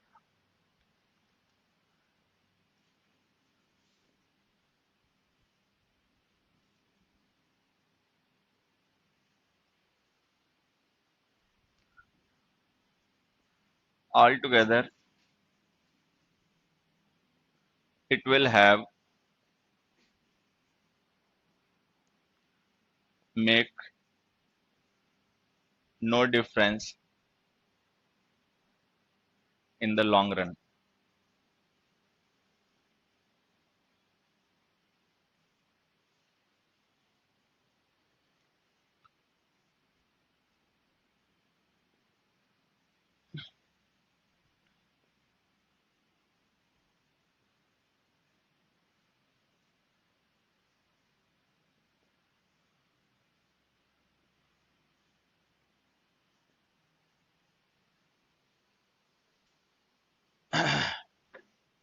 अब देखो ये दो वर्ड ऑल टुगेदर, एक सिंगल वर्ड और एक स्पेस के साथ ऑल टुगेदर। अब ये जो हमने ऑल टुगेदर लिखा ना अलग अलग, ये एडजेक्टिव है, इसका मतलब as a unit, as a unit, all at a place, सारे एक ही जगह। टुगेदर का मतलब इकट्ठे।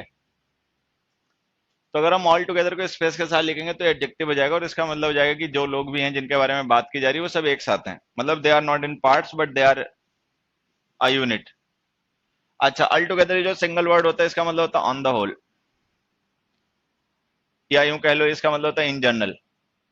इसका यूज हम तब करते हैं जब हमें कोई अपना कंक्लूजन या ओपिनियन एक्सप्रेस करना होता है किसी चीज को लेकर, मतलब अपनी कोई राय वगैरह देनी होती है, तो उसके लिए इसका यूज करते हैं। ऑल टुगेदर का मतलब होता है on the whole.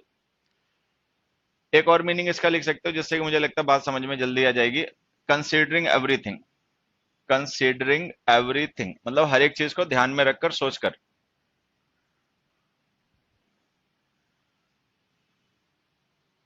Considering everything, हर एक चीज को सोच समझ के।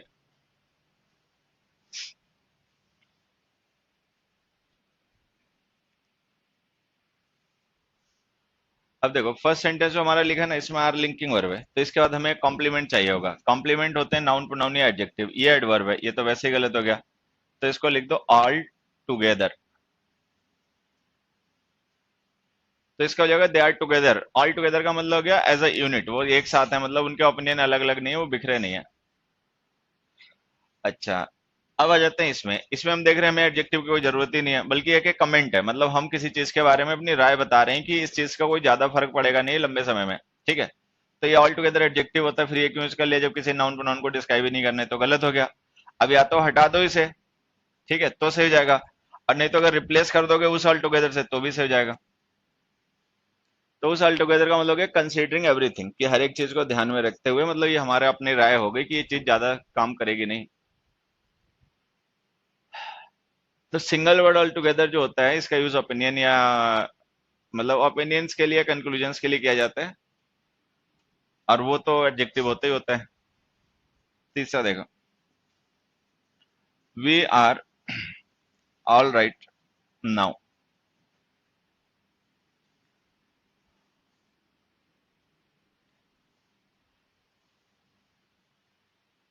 एक मिनट, क्या लिख दिया, we are all right now.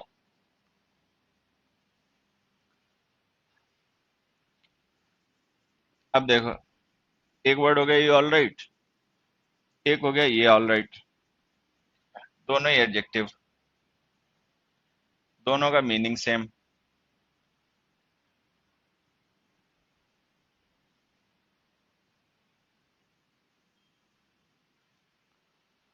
अभी जो हमने ऑल राइट लिखा है इसका भी मतलब वही, फाइन ओके, उसका भी मतलब वही, बस ये स्टैंडर्ड वर्ड है इंग्लिश का, ये स्लैंग है, लोगों ने अपने आप तैयार कर लिया, तो ये गलती हो गया, मतलब वो, तो ये वाला सही हो गया सेंटेंस हमारा, और ये वाला गलत हो गया। So we are all right. तो ये सिंगल वर्ड ऑल राइट होता है, इसको अवॉइड किया करो। मूवीज वूवीज में यही बोलते बताते रहते हैं, लेकिन ये होता सही नहीं है।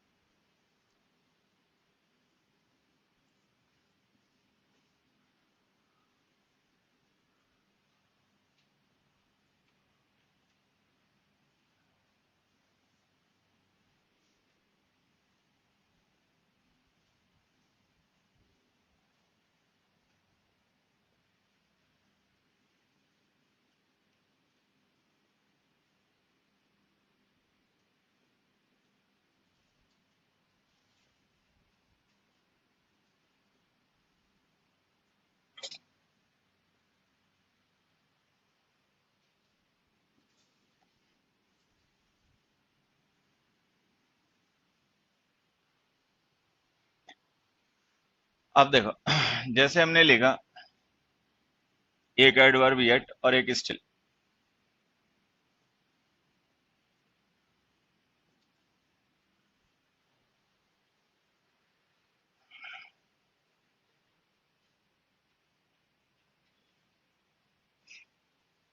अब इसमें से जो येट होता है, इसका मतलब होता है टिल नाउ। स्टिल का मतलब होता है even now.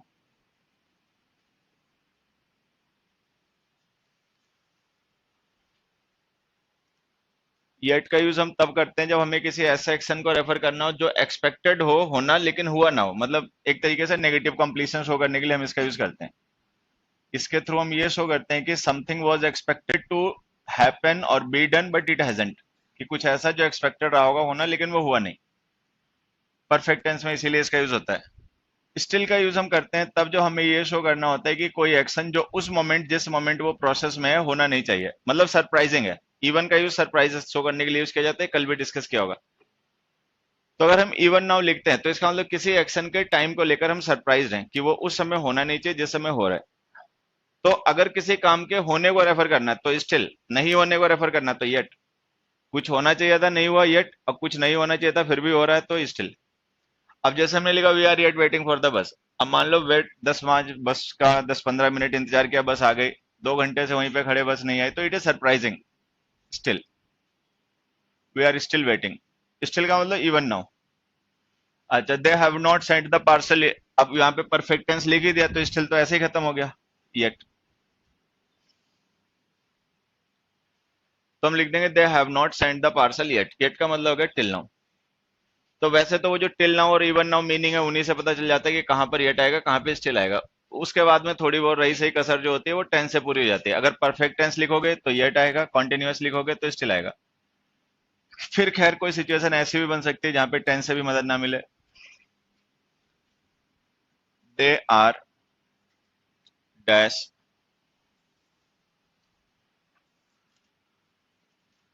Angry with us.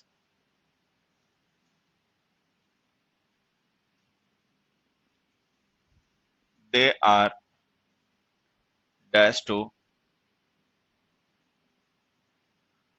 Find some solution.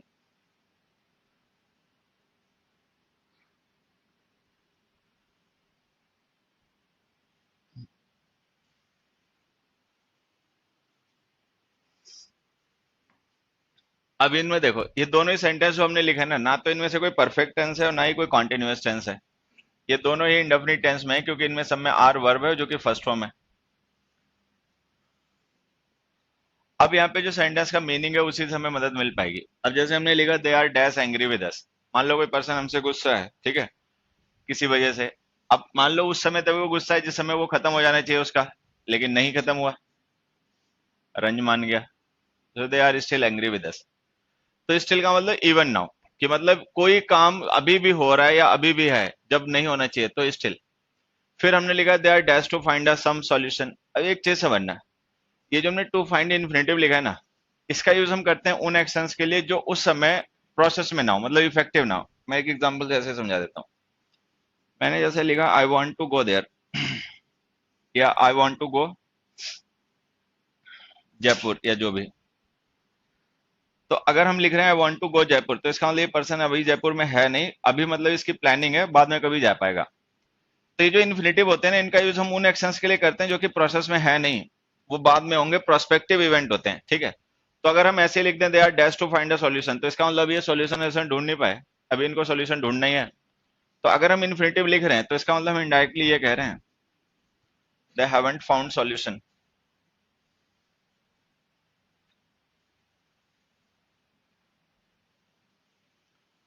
तो इन्फिनेटिव्स का यूज हम करते हैं उन एक्शंस को रहकर जो अभी प्रोसेस में नहीं है, वो मतलब रियलिस्टिक एक्शन नहीं होते, वो प्रोस्पेक्टिव होते हैं, जो फ्यूचर में बाद में टाइम में होते हैं जाके, ठीक है।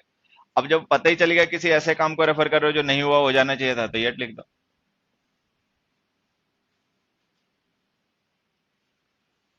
सो हम इसको ऐसे लिख देंगे they are yet to find some solution, और yet to find some solution का मतलब ये हो जाएगा they haven't found any solution yet. और इस बात का ध्यान रखना कि इन्फिनेटिव्स का यूज किया जाता है उन इवेंट्स के लिए जो प्रोस्पेक्टिव है, ना कि रियलिस्टिक। चल ये भी हो गया, अगला देखो।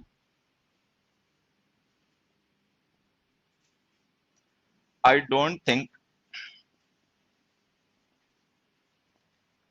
We have met ago।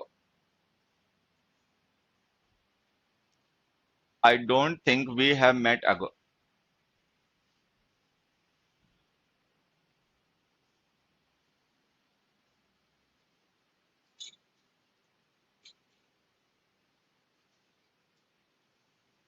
क्या कर रहा है वो दुखी आत्मा? क्या कर रहा है? अच्छा सर्दी लग रही है, जुकाम हो गया? सही है, आराम करने का बहाना चाहिए आदमी को। अब इन लड़कियों से खाना बनवाना, अपने आप तो बनाना नहीं पड़ेगा, हाँ? हम तो बुखार ही आ गया हमें, क्या है, ठीक है। मेरा भी जब काम करने का मन नहीं होता ना घर पे, मैं कह देता हूँ आज मेरा सर दर्द हो रहा है, और क्या।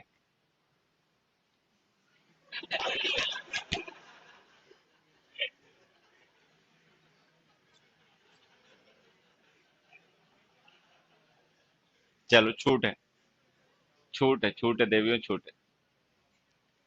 देखो ये I don't think we have met ago, Devi ji मौका नहीं चूकती, जैसे ही मौका मिलेगा हूँ। हूँ, सही है। I don't think we have met ago. अब देखो हमने एगो लिखा और हमने पढ़ा एगो का मतलब होता है बैकवर्ड फ्रॉम द पास्ट, और इसको past indefinite, backward from the present, और इसको पास्ट इंडेफिनिट टेंस में लिखा जाता है। लेकिन यहाँ पे अगर हम मान लो पास्ट इंडेफिनिट टेंस लिख भी दें, हैव हटा के मेट कर दें, तो भी ये सेंटेंस गलत होगा। देखो ऐसे ऐसे समझना, अगो का मतलब हो गया बैकवर्ड फ्रॉम द प्रेजेंट,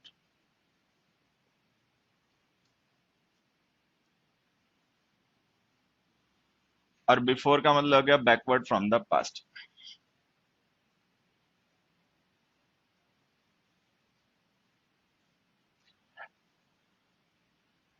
इसके अलावा बिफोर का एक मतलब और भी होता है अर्लियर। जब इसका मतलब अर्लियर होता है तो हम इसे किसी भी टेंस में यूज कर सकते हैं। अब अगर हम यहाँ पे ध्यान से देखें, अगर हम अगो को माने सही, तो ये टेंस गलत हो जाएगा, क्योंकि अगो पास्ट इंडेफिनिट में यूज होता है, और इसे चेंज करके हमें पास्ट इंडेफिनिट लिखना पड़ेगा। अभी ये प्रेजेंट परफेक्ट है, लेकिन अगर हम अगो यूज करेंगे तो हमें बताना भी पड़ेगा how much backward, 2 days ago, 3 days अगो, कुछ ना कुछ। तो या तो दो करेक्शन करो, टेंस भी सही करो, टाइम भी सही करो, या फिर एक काम करो, टेंस सही मान लो, टाइम चेंज कर दो, अर्लियर लिख दो। अर्लियर क्या, बिफोर, बिफोर लिख दो, बिफोर का मतलब अर्लियर ही हो जाएगा। तो हम इसको ऐसे लिख देंगे I don't think we have met before. तो जब हम बिफोर को बिना किसी टाइम एक्सप्रेशन के लिखते हैं तो इसका मतलब होता है अर्लियर, लेकिन जब हम इसे किसी टाइम के साथ लिख देते हैं 2 days अगो, 3 days अगो, तब फिर मतलब इसका मतलब हो जाता है बैकवर्ड फ्रॉम द पास्ट। तो यहाँ पे अगो गलत हो गया, उसकी जगह बिफोर लिख दो। दूसरा example, it happened, it happened 2 weeks before. अब जैसे यहाँ पे हमने बिफोर के साथ में 2 weeks लिख दिया, तो जब हम 2 weeks लिख देंगे बिफोर के साथ में, तो हमें इसका मतलब मानना पड़ेगा 2 weeks backward from the past. तो अगर हम ये 2 weeks backward from the past जा रहे हैं, तब तो past perfect tense had happened लिखना पड़ेगा। लेकिन अगर हैड हैपेंड लिख भी दोगे तो रिलेटिव कंप्लीशन होता है, ये तो एक्शन सिंगल ही है, इसको तो पास्ट परफेक्ट टेंस में लिख नहीं पाओगे। तो अगर मान लो हम इसमें टेंस चेंज भी कर दें तब भी ये गलती रहना है। तो फिर एक चीज समझ लो, अगर पास्ट इंडेफिनिट टेंस लिखा हो तो ये मान लो कि प्रेजेंट से बैक जाया जा रहा है ना कि पास्ट से। तो अगर प्रेजेंट से बैक जा रहे हो तब फिर अगो लिखो, बिफोर गलत हो गया। तो हम इसको ऐसे लिख देंगे, it happened 2 weeks ago. Past indefinite tense में हमेशा अगो लिखा करो, ये अपना ध्यान रखना। तो इट हैपेंड 2 वीक्स अगो। अगला देखो,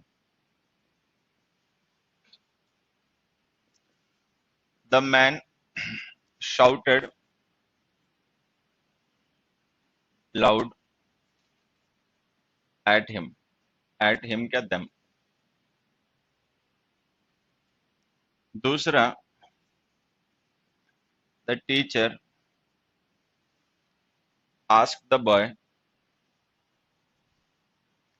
to speak dash।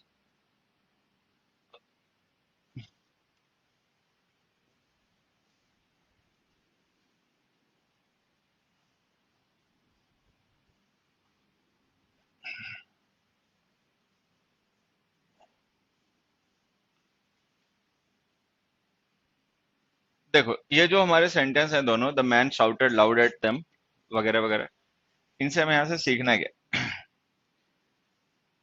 एक एडजेक्टिव एडजेक्टिव का एडवर्ब है लाउडली, और एक है अलाउड। ये दोनों वर्ड एडवर्ब होते हैं।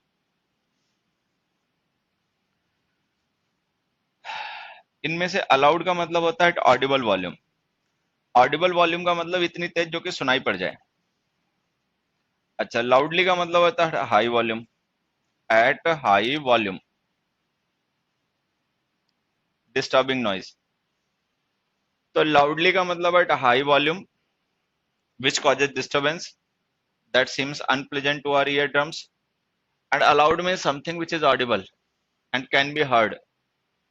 अच्छा, वो जो लाउड वर्ड हमने लिखा वो होता है एडजेक्टिव, ये एडजेक्टिव है। लेकिन अगर ये एडजेक्टिव है तो इसकी यहाँ पे जरूरत तो होनी नहीं चाहिए, क्योंकि साउंड तो एक्शन वर्ब होती है, इसके बाद तो एडवर्ब आएगा। एडजेक्टिव तो गलत हो गया, एडजेक्टिव लिंकिंग वर्ब बाद आते हैं। तो इसकी जगह लिखो loudly. The man shouted loudly at them.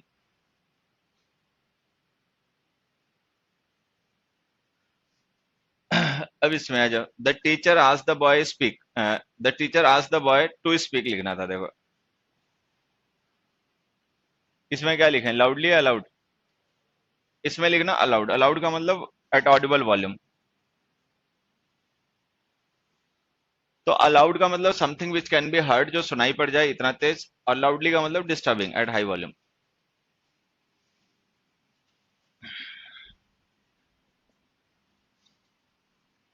You can work, you can work free here without any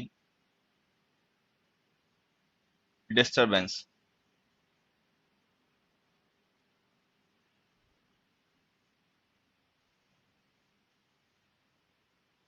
एक और लिख लो,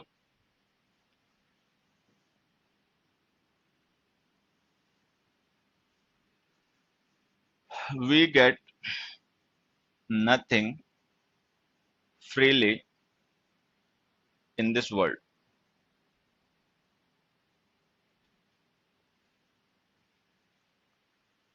we get nothing freely in this world।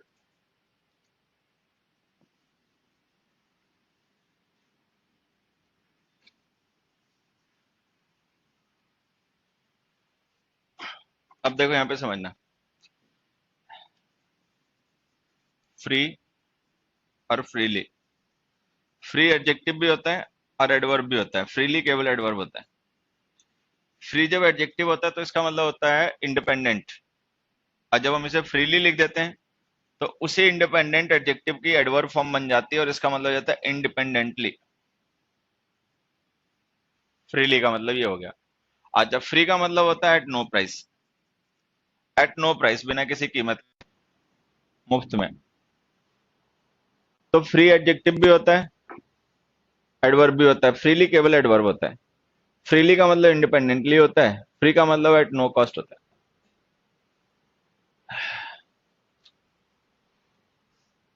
अब देखो जैसे हमारा पहला क्वेश्चन है, you can work free here without any disturbance. अब हम किसी पर्सन से कह रहे हैं कि वो वहां पे बिना किसी डिस्टर्बेंस के काम कर सकता है अपने तरीके से इंडिपेंडेंटली।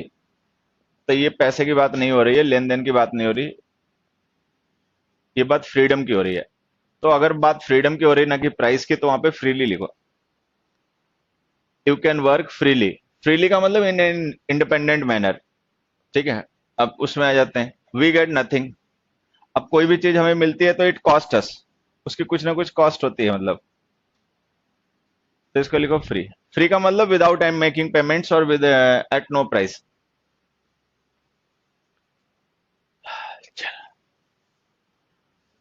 खत्म क्यों नहीं हो रहा है भाई? और क्वेश्चन देखो एक,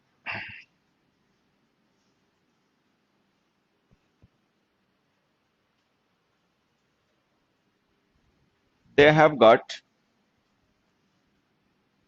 सम, एक मिनट, surprising news.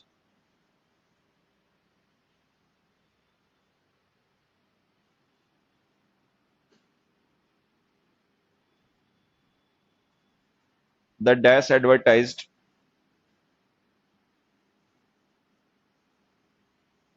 Product made no appeal to people.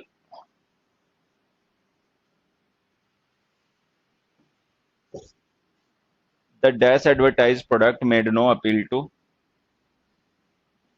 People.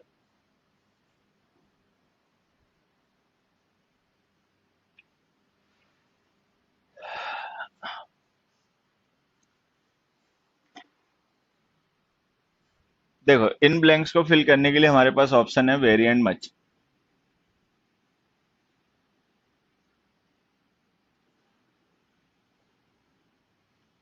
ये दोनों ही एडवर्ब ऑफ डिग्री होते हैं, ध्यान रखना। इनके बारे में एक दो बेसिक बातें तो पहले इधर से देखो समझ लेना। मान लो एक सेंटेंस हमने लिखा,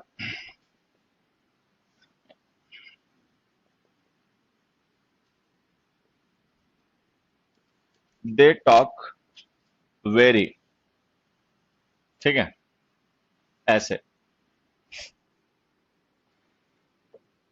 अब यहाँ पे हमने वेरी एडवर्ब का यूज किया है वर्ब टॉक को डिस्क्राइब करने के लिए।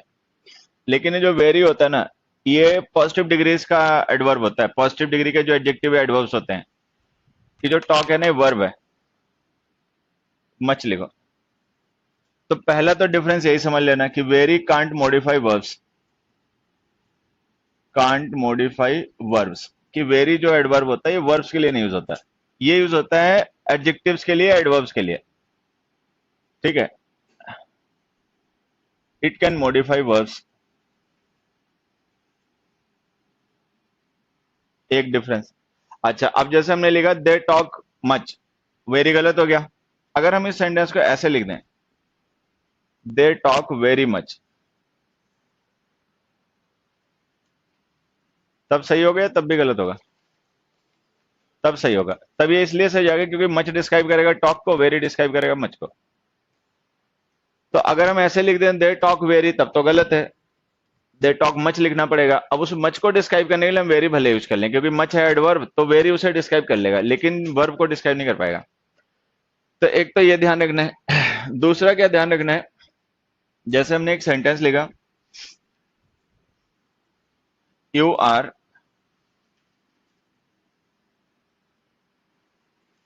Very wiser than him. Than him क्या, मोहन लिखना। अब जैसे हमने लिखा you are very wiser than dash, या जो भी मोहन वगैरह। अब हमने पढ़ा कि as so to very enough, ये पॉजिटिव डिग्री के एडजेक्टिव्स, एडजेक्टिव एडवर्ब्स को डिस्क्राइब करते हैं। और ये वाइजर है कंपेरेटिव डिग्री। अब अगर ये कंपेरेटिव डिग्री है तो वेरी तो डिस्क्राइब करने से रहा, या तो इसको पॉजिटिव डिग्री बनाओ या इसे चेंज करो। अब पॉजिटिव डिग्री बना नहीं सकते क्योंकि वहां पे कंपेरिजन करना है, तो कंपेरेटिव डिग्री तो लिखनी ही पड़ेगी, तो हटा के इसे मच लिख दो। तो दूसरा डिफरेंस ये हो गया कि very modifies only positive degrees of adjectives और एडवर्ब्स। एडजेक्टिव और एडवर्ब्स की जो पॉजिटिव डिग्रीज होती हैं केवल उनके लिए यूज होता है। अगर कोई सुपर कंपेरेटिव डिग्री हुई तो उसके लिए मच लिखना। दूसरा डिफरेंस, कंपेरेटिव डिग्रीज के जो एडजेक्टिव्स होते हैं या कंपेरेटिव डिग्रीज के जो एडवर्ब्स होते हैं उनके लिए मच लिखा करो, पॉजिटिव डिग्री के जो एडजेक्टिव एडवर्ब्स होते हैं उनके लिए वेरी लिखा करो।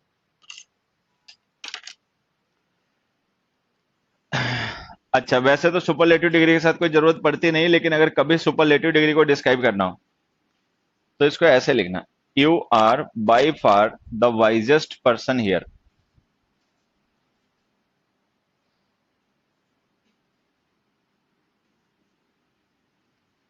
तो जो सुपरलेटिव डिग्रीज के एडजेक्टिव्स होते हैं ना उनके साथ लिखा करो बाई फार। बाई फार का मतलब होता है बाई अ ग्रेट मार्जिन, बहुत बड़े अंतर से। तो पॉजिटिव डिग्रीज के साथ में एस और टू वेरी एनफ यूज हो जाएंगे, कंपेरेटिव डिग्रीज के साथ में मच यूज हो जाएगा, सुपरलेटिव डिग्रीज के साथ कभी जरूरत पड़े तो बाई फार का यूज क्या करो। खैर, ये बातें हो गई। उसके बाद में हमने क्वेश्चन नंबर 6 लिखा, this idea is very unique.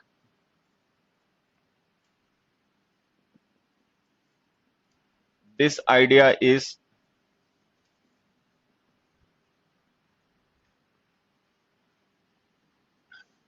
Very,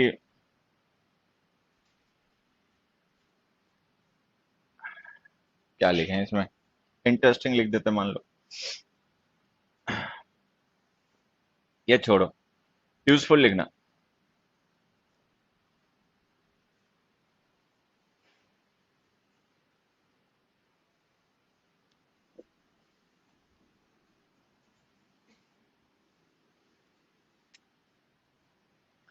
अब देखो, ये जो हमने लिखा this idea is very unique और this idea is very useful, useful जो है ये क्वालिफाइंग एडजेक्टिव है,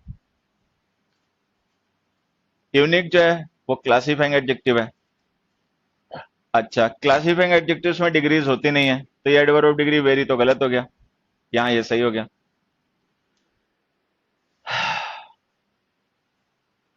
तो अब हमें ये भी ध्यान देना है कि ऐसे एडजेक्टिव जो क्लासिफाइंग होते हैं दे डोंट हैव डिग्रीज, क्योंकि उनमें डिग्रीज होती नहीं है तो उनको एडवर्ब ऑफ डिग्रीज डिस्क्राइब कर भी नहीं सकते, वेरी एडवर्ब ऑफ डिग्री ही होता है, तो ये गलत हो गया।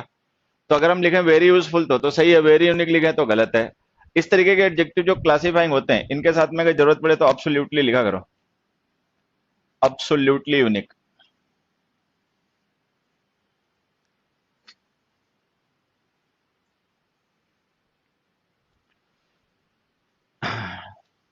अब जब ये बात समझ में आ जाएगी, क्लासिफाइंग एडजेक्टिव्स के साथ में वेरी का यूज नहीं होता, केवल पॉजिटिव डिग्री के साथ यूज होता है जो क्वालिफाइंग हो वो। तो एक एग्जांपल देगा, eighth, this water is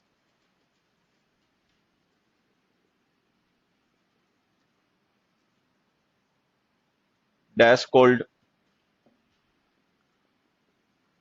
and this water is dash chilled.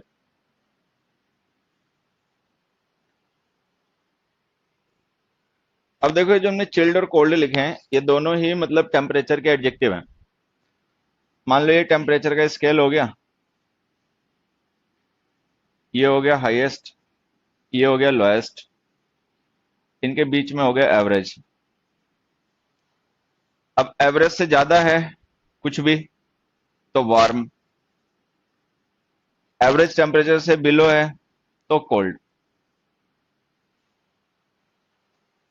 तो ये टेम्परेचर का स्केल हो गया, ये हाईएस्ट पॉइंट हो गया, ये लोएस्ट पॉइंट हो गया, ये एवरेज पॉइंट हो गया, एवरेज से ज्यादा वार्म हो गया, एवरेज से कम कोल्ड हो गया। ठीक है।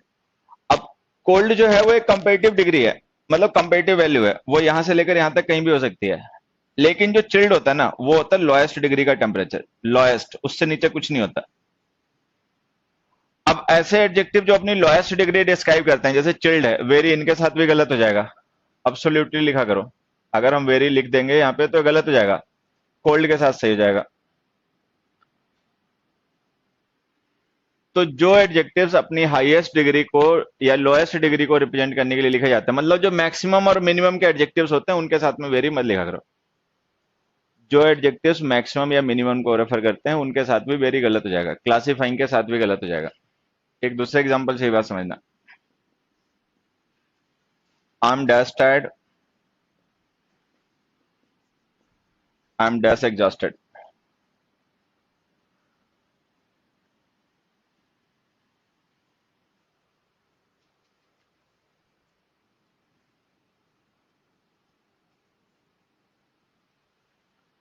अब जैसे हमने लिखा I am dash tired, I am dash exhausted, ठीक है। अब टायर्ड और एग्जॉस्टेड दोनों का मतलब थकना हुआ होता है, लैक एनर्जी होता है, दोनों का मतलब एनर्जी ड्रेन हो जाना। ये होती है हाईएस्ट डिग्री, मतलब जब बिल्कुल एनर्जी नहीं बचती, ठीक है। तो इसके लिए लिखो अब्सोल्युटली, अब्सोल्युटली एग्जॉस्टेड। अब इसके लिए लिखो वेरी। तो ऐसे एडजेक्टिव जो क्लासिफाइंग हो उनके साथ वेरी गलत हो जाएगा, मच भी गलत हो जाएगा क्योंकि वो भी एडवर्ब ऑफ डिग्री होता है, ठीक है। ऐसे एडजेक्टिव जो लोएस्ट को या हाईएस्ट को रिप्रेजेंट करते हैं उनके साथ भी ये गलत हो जाएंगे, उनके साथ लिखा करो अब्सोल्युटली। 12th क्वेश्चन देखो।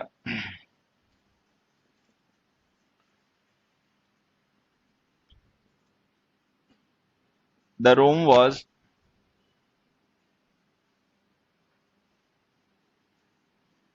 Dash decorated.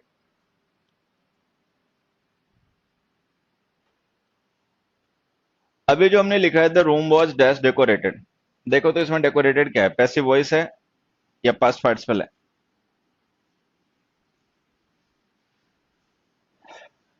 हाँ, कुछ भी मान लो, कुछ भी मान लो, क्या फर्क पड़ता है? स्टेट रेफर करनी हो तो पास्ट पार्टिसिपल मानो, एक्शन रेफर करना हो तो पैसिव मानो, तो इसमें हम इसे कुछ भी मान सकते हैं। पास्ट पार्टिसिपल भी मान सकते हैं जो रूम की स्टेट डिस्क्राइब कर रहा है, और एडजेक्टिव भी मान सकते हैं, एक्शन डन बाय समबडी, की पहले रूम डेकोरेट नहीं रहा होगा, कोई बाद में आके कर गया। अब ये जो पास्ट पार्टिसिपल्स होते हैं ना, इनके साथ कंफ्यूजन क्या होता है कि इनको हम एडजेक्टिव भी मान सकते हैं और वर्ब भी मान सकते हैं, तो सेफ साइड रह के इनके साथ में मच का यूज क्या करो, क्योंकि अगर वर्ब मान लोगे तो फिर वेरी तो गलत हो जाएगा। तो एक एडजेक्टिव यहाँ पे डिफरेंस ही हो जाता है कि जो हमारे पास्ट पार्टिसिपल्स होते हैं, पास्ट पार्टिसिपल्स का मतलब वर्ब के थर्ड फॉर्म्स जिनका यूज हम एडजेक्टिव के तरीके से करते हैं, उनके साथ में मच लिखा करो। प्रेजेंट पार्टिसिपल्स जो एडजेक्टिव्स होते हैं उनके साथ वेरी लिखा करो।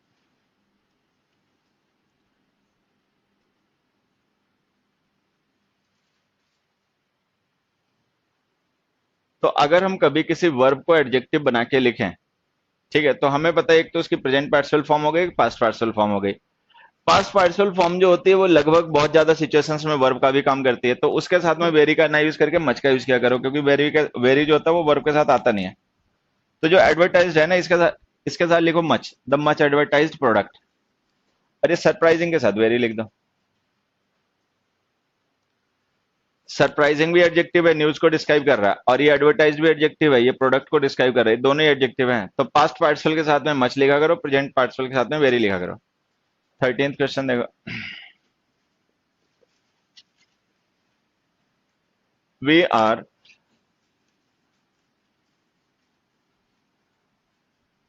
Dash tired. अभी देखो थोड़ी देर पहले एक एग्जांपल हमने लिखा था, वी आर डैश टायर्ड। अब ये टायर्ड पास्ट पार्टिसिपल एडजेक्टिव है, ठीक है, और हमने इसके बाद वेरी लिखा था, फिर से वेरी लिखेंगे। अब एक चीज समझ लेना, इसके साथ हम वेरी इसलिए लिख पाते हैं क्योंकि ये जो टायर्ड है ना, ये एक्शन हो नहीं सकता किसी भी हालत में, मतलब हम इसको वर्ब प्रूव ही नहीं कर पाएंगे, क्योंकि अगर हम इसको वर्ब मान लेंगे तो हमें ये मानना पड़ेगा कि जो वी है ना, ये डूअर नहीं है, डूअर कोई और है, उसने इन्हें थका दिया। लेकिन हमें पता है ऐसा होता नहीं, हम खुद ही थकते हैं अपने आप काम करके। तो चूंकि यहाँ पे हम पैसिव मीनिंग जस्टिफाई कर नहीं सकते, तो ये जो हमने टायर्ड पास्ट पार्टिसिपल लिखा है ये सही है, और इसके साथ में वेरी भी सही है। लेकिन अगर कभी भी डाउट हो कि वो वर्ब हो सकता है पैसिव मीनिंग हो, तो फिर वहां पे हमेशा मच लिखना। जो वर्ब्स हमारा इमोशन शो करते हैं, फीलिंग शो करते हैं, टायर्ड होना फीलिंग ही है, फीलिंग ऑफ टायर्डनेस। तो जिन वर्ब्स के थ्रू हम फीलिंग्स को रेफर करते हैं उनके साथ में वेरी भी सही हो जाएगा पास्ट पार्टिसिपल फॉर्म में। स्कैर्ड हो गया, फ्राइटेंड हो गया, अशेम्ड हो गया। अब ऐसा नहीं कोई आके असेम हमें करेगा, वो फीलिंग है, person feel on their on, लोग अपने आप उसको फील करते हैं। तो ऐसे वर्ब की थर्ड फॉर्म्स जो कि पैसिव मीनिंग कन्वे नहीं करती बल्कि हमारी फीलिंग्स का एक्सप्रेशन होती हैं, उनके साथ में वेरी भी हो जाएगा। तो वेरी का पास्ट पार्टिसिपल के साथ यूज हो जाएगा, लेकिन जब ये कंफर्म हो जाएगी वो पैसिव मीनिंग नहीं है तब। कुल मिला के छोटी बात ध्यान रखना, जो पास्ट पार्टिसिपल्स हमारी फीलिंग एक्सप्रेस करते हैं वो एक्शन नहीं होते, तो उनके साथ वेरी भी यूज कर लिया करो। लेकिन जब पता चल जाए ये एक्शन है, एडवर्टाइज करना एक्शन है, ये कोई फीलिंग नहीं है, तो इसके साथ में केवल मची लिखना। चलो,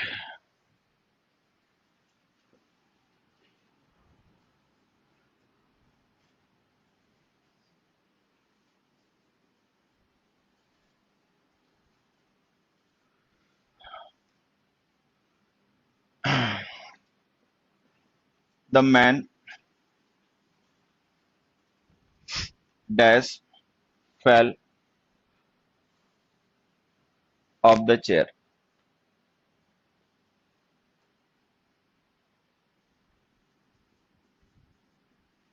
the man didn't go dash.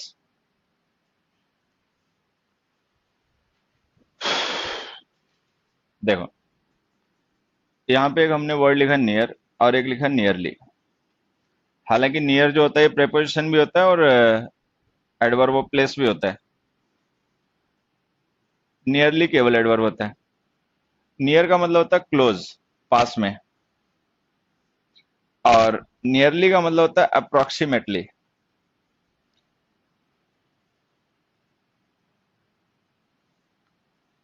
Approximately कह लो, ऑलमोस्ट कह लो।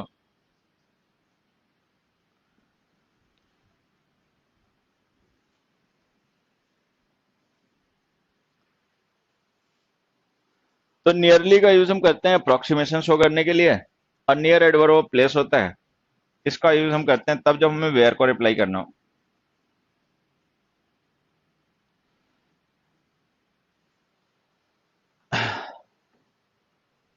अब जैसे हमने वो सेंटेंस लिखा, the man dash fell off the chair, क्या लिखा है उसमें? नियर है, नियरली।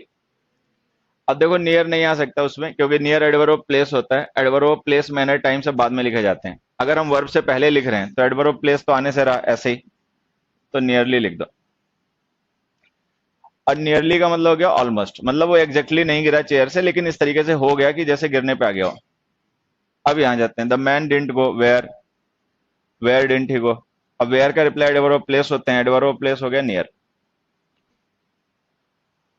तो जहां पर हमें प्लेस को रेफर करना हो वहां पे नियर लिखा करो, नियर एडवर्ब ऑफ प्लेस होता है। अरे मक्खी क्यों मर जाएगी। सो नियर जो होता है एडवर्ब ऑफ प्लेस होता है, इसका यूज किया करो वहां पर जहां पे वेयर का रिप्लाई करना हो। और नियरली का यूज किया करो वहां पे जहां पे ऑलमोस्ट का यूज करना हो। अभी जो ऑलमोस्ट होता है इसको भी लेके एक चीज समझ लेना। Almost cars in cities run on petrol और डीजल।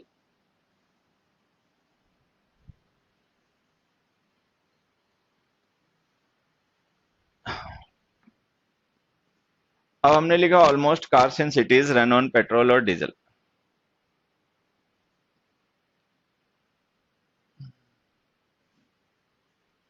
अभी जो ऑलमोस्ट होता है ना, ये भी अप्रोक्सीमेशन के लिए यूज होता है।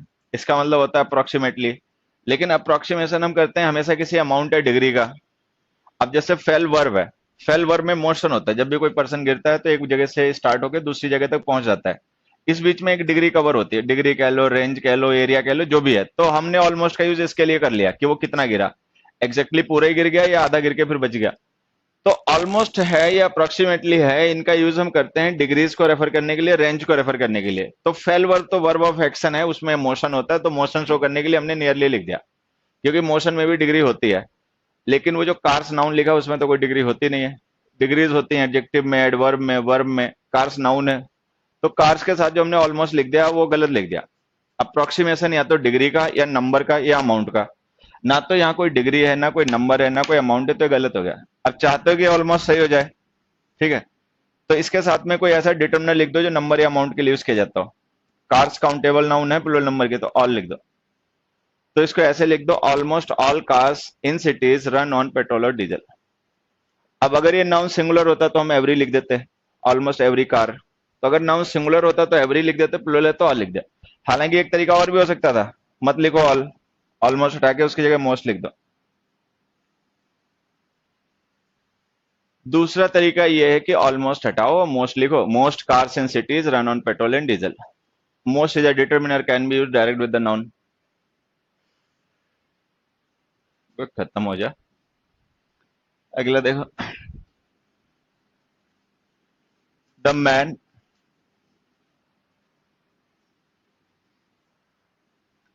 Dash entered the office without permission.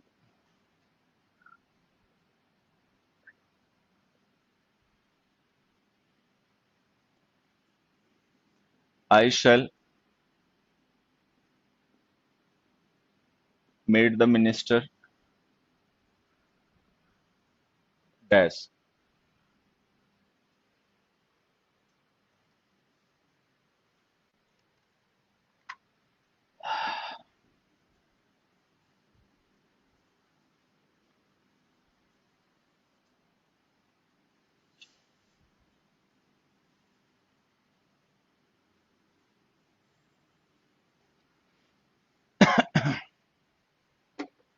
देखो,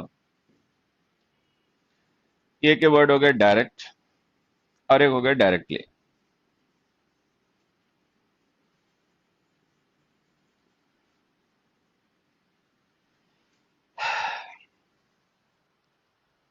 डायरेक्ट का मतलब होता है एक तो स्ट्रेट, सीधा। ये एडजेक्टिव भी होता है डायरेक्ट, ध्यान रखना। अच्छा, डायरेक्ट लाइन वगैरह होता है, जैसे डायरेक्ट रूट होता है, तो ये नाउन भी होता है, डायरेक्ट रूट। अच्छा, और एक इसका मतलब होता है विदाउट मीडिएटर और स्टॉपेज। विदाउट मीडिएटर और स्टॉपेज, बिना किसी मीडिएटर के या बिना किसी स्टॉपेज के।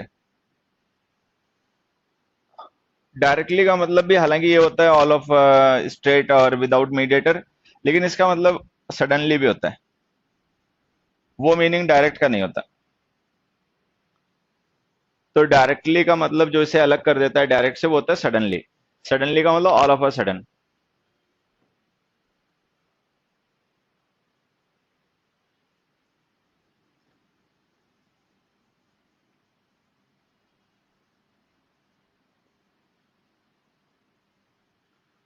अब जैसे हमने ये लिखा sentence, I shall meet the minister, अब मिनिस्टर को मिलेंगे। अब किसी पर्सन के साथ में या अपने आप मिलोगे तो सीधा आएगा डायरेक्ट। तो डायरेक्ट का मतलब यहाँ पे हो गया विदाउट एनी मीडिएटर, बिना किसी पर्सन को बीच में इन्वॉल्व किया। अब यहाँ जाते हैं, the man entered the office without permission. अब कोई पर्सन ऐसा जो बिना परमिशन के, बिना कोई फॉर्मेलिटी के सीधे ऑफिस में घुस गया, ठीक है। तो डायरेक्टली, डायरेक्टली का मतलब suddenly, all of a sudden. तो डायरेक्टली का मतलब ऑल ऑफ अ सडन, और डायरेक्ट का मतलब विदाउट मीडिएटर और स्टॉपेज। एक एग्जांपल और देखना, this train goes dash to Shimla.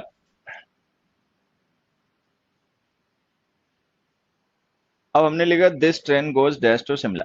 अब मान लो कोई ऐसी ट्रेन है जो एक स्टेशन से स्टार्ट हुई और सीधे अपने डेस्टिनेशन पे जाके रुकी, बीच में उसका कोई स्टॉपेज नहीं है, ठीक है। तो फिर direct.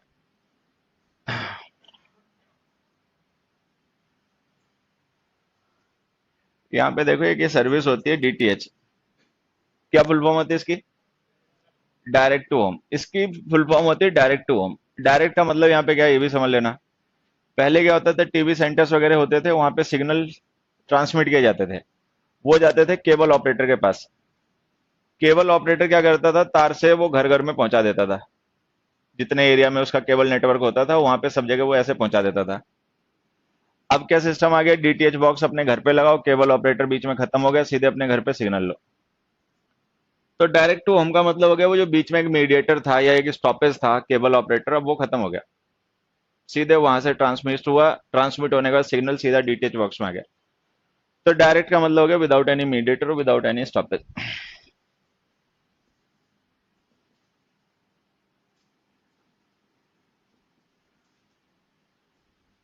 He spoke something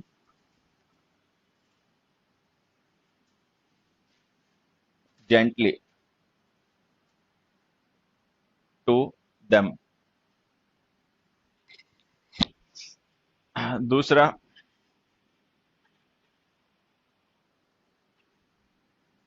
the man push the door softly from outside.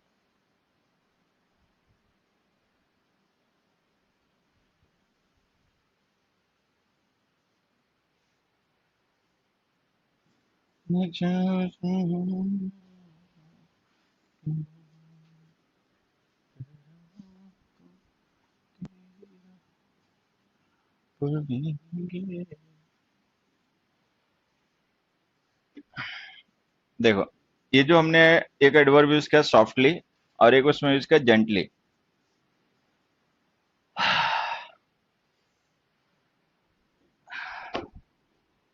अब देखो, ये जो सॉफ्टली होता है ना, ये एडवर्ब होता है स्पीच का, एडवर्ब ऑफ स्पीच।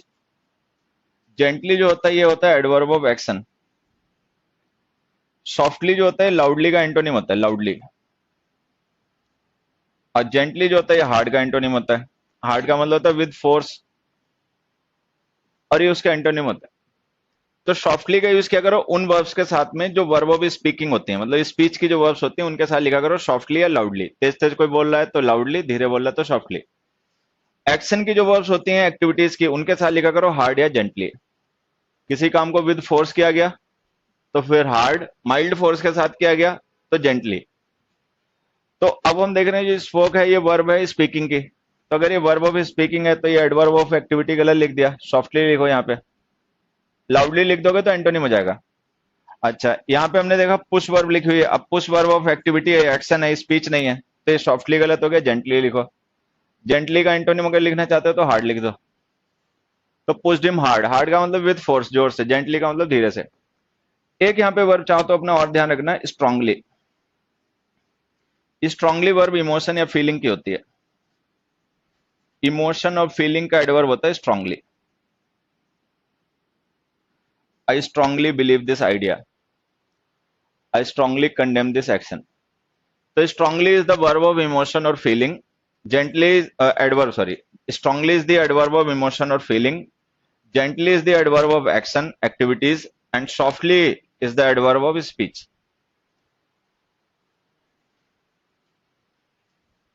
चलो क्या 1 मिनट खराब करना, एक और लिख ही लो फिर। अरे क्या करोगे।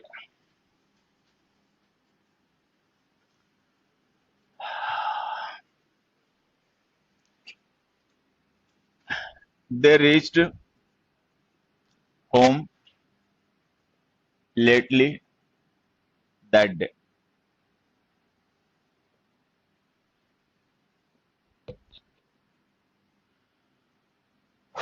We have been to some nice places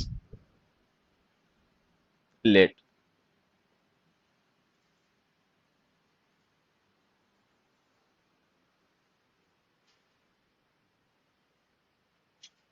देखो, एक के वर्ड हो गया लेट और एक हो गया लेटली। लेट हालांकि एडजेक्टिव भी होता है,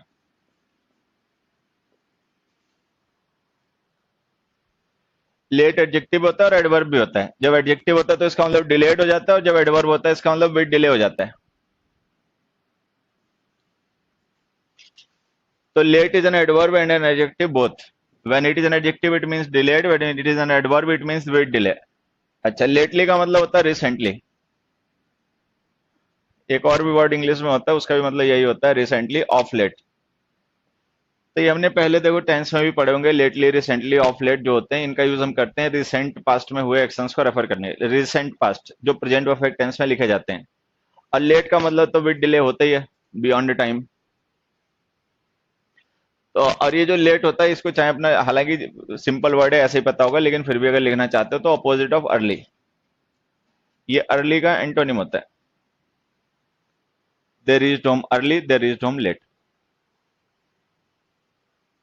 तो अर्ली का मतलब विदाउट डिले और लेट का मतलब विद डिले। अगर हमने यहाँ पे लिखा we have been to some nice places late, तो ये प्रेजेंट परफेक्ट टेंस लिखा है। अब प्रेजेंट परफेक्ट टेंस का यूज किया जाता है उन पास्ट एक्शंस को रेफर करने के लिए और रिसेंट पास्ट में कंप्लीट हुए हैं, ठीक है। तो अगर रिसेंट प्रेजेंट को या रिसेंट पास्ट को रेफर करना है तो यहाँ पे लिखो लेटली। लेटली की जगह रिसेंटली भी लिख सकते हो, ऑफ लेट भी लिख सकते हो। We have been to some nice places lately, lately का मतलब रिसेंटली। अच्छा, वहां पे हम देख रहे हैं पास्ट इंडेफिनिट टेंस यूज कर रहे हैं, पास्ट इंडेफिनिट टेंस यूज कर रहे हैं, बात पास्ट की हो रही है तो लेटली तो आने से रहा। लेटली लिखोगे तो प्रेजेंट परफेक्ट टेंस बन जाएगा, तो इसको लिखो लेट। लेट का मतलब delayed. They reached home let that day. तो ये लेट, लेटली हो गया, सॉफ्टली, जेंटली हो गया। चलो बाकी आज के लिए भाई आप कल मिलते हैं।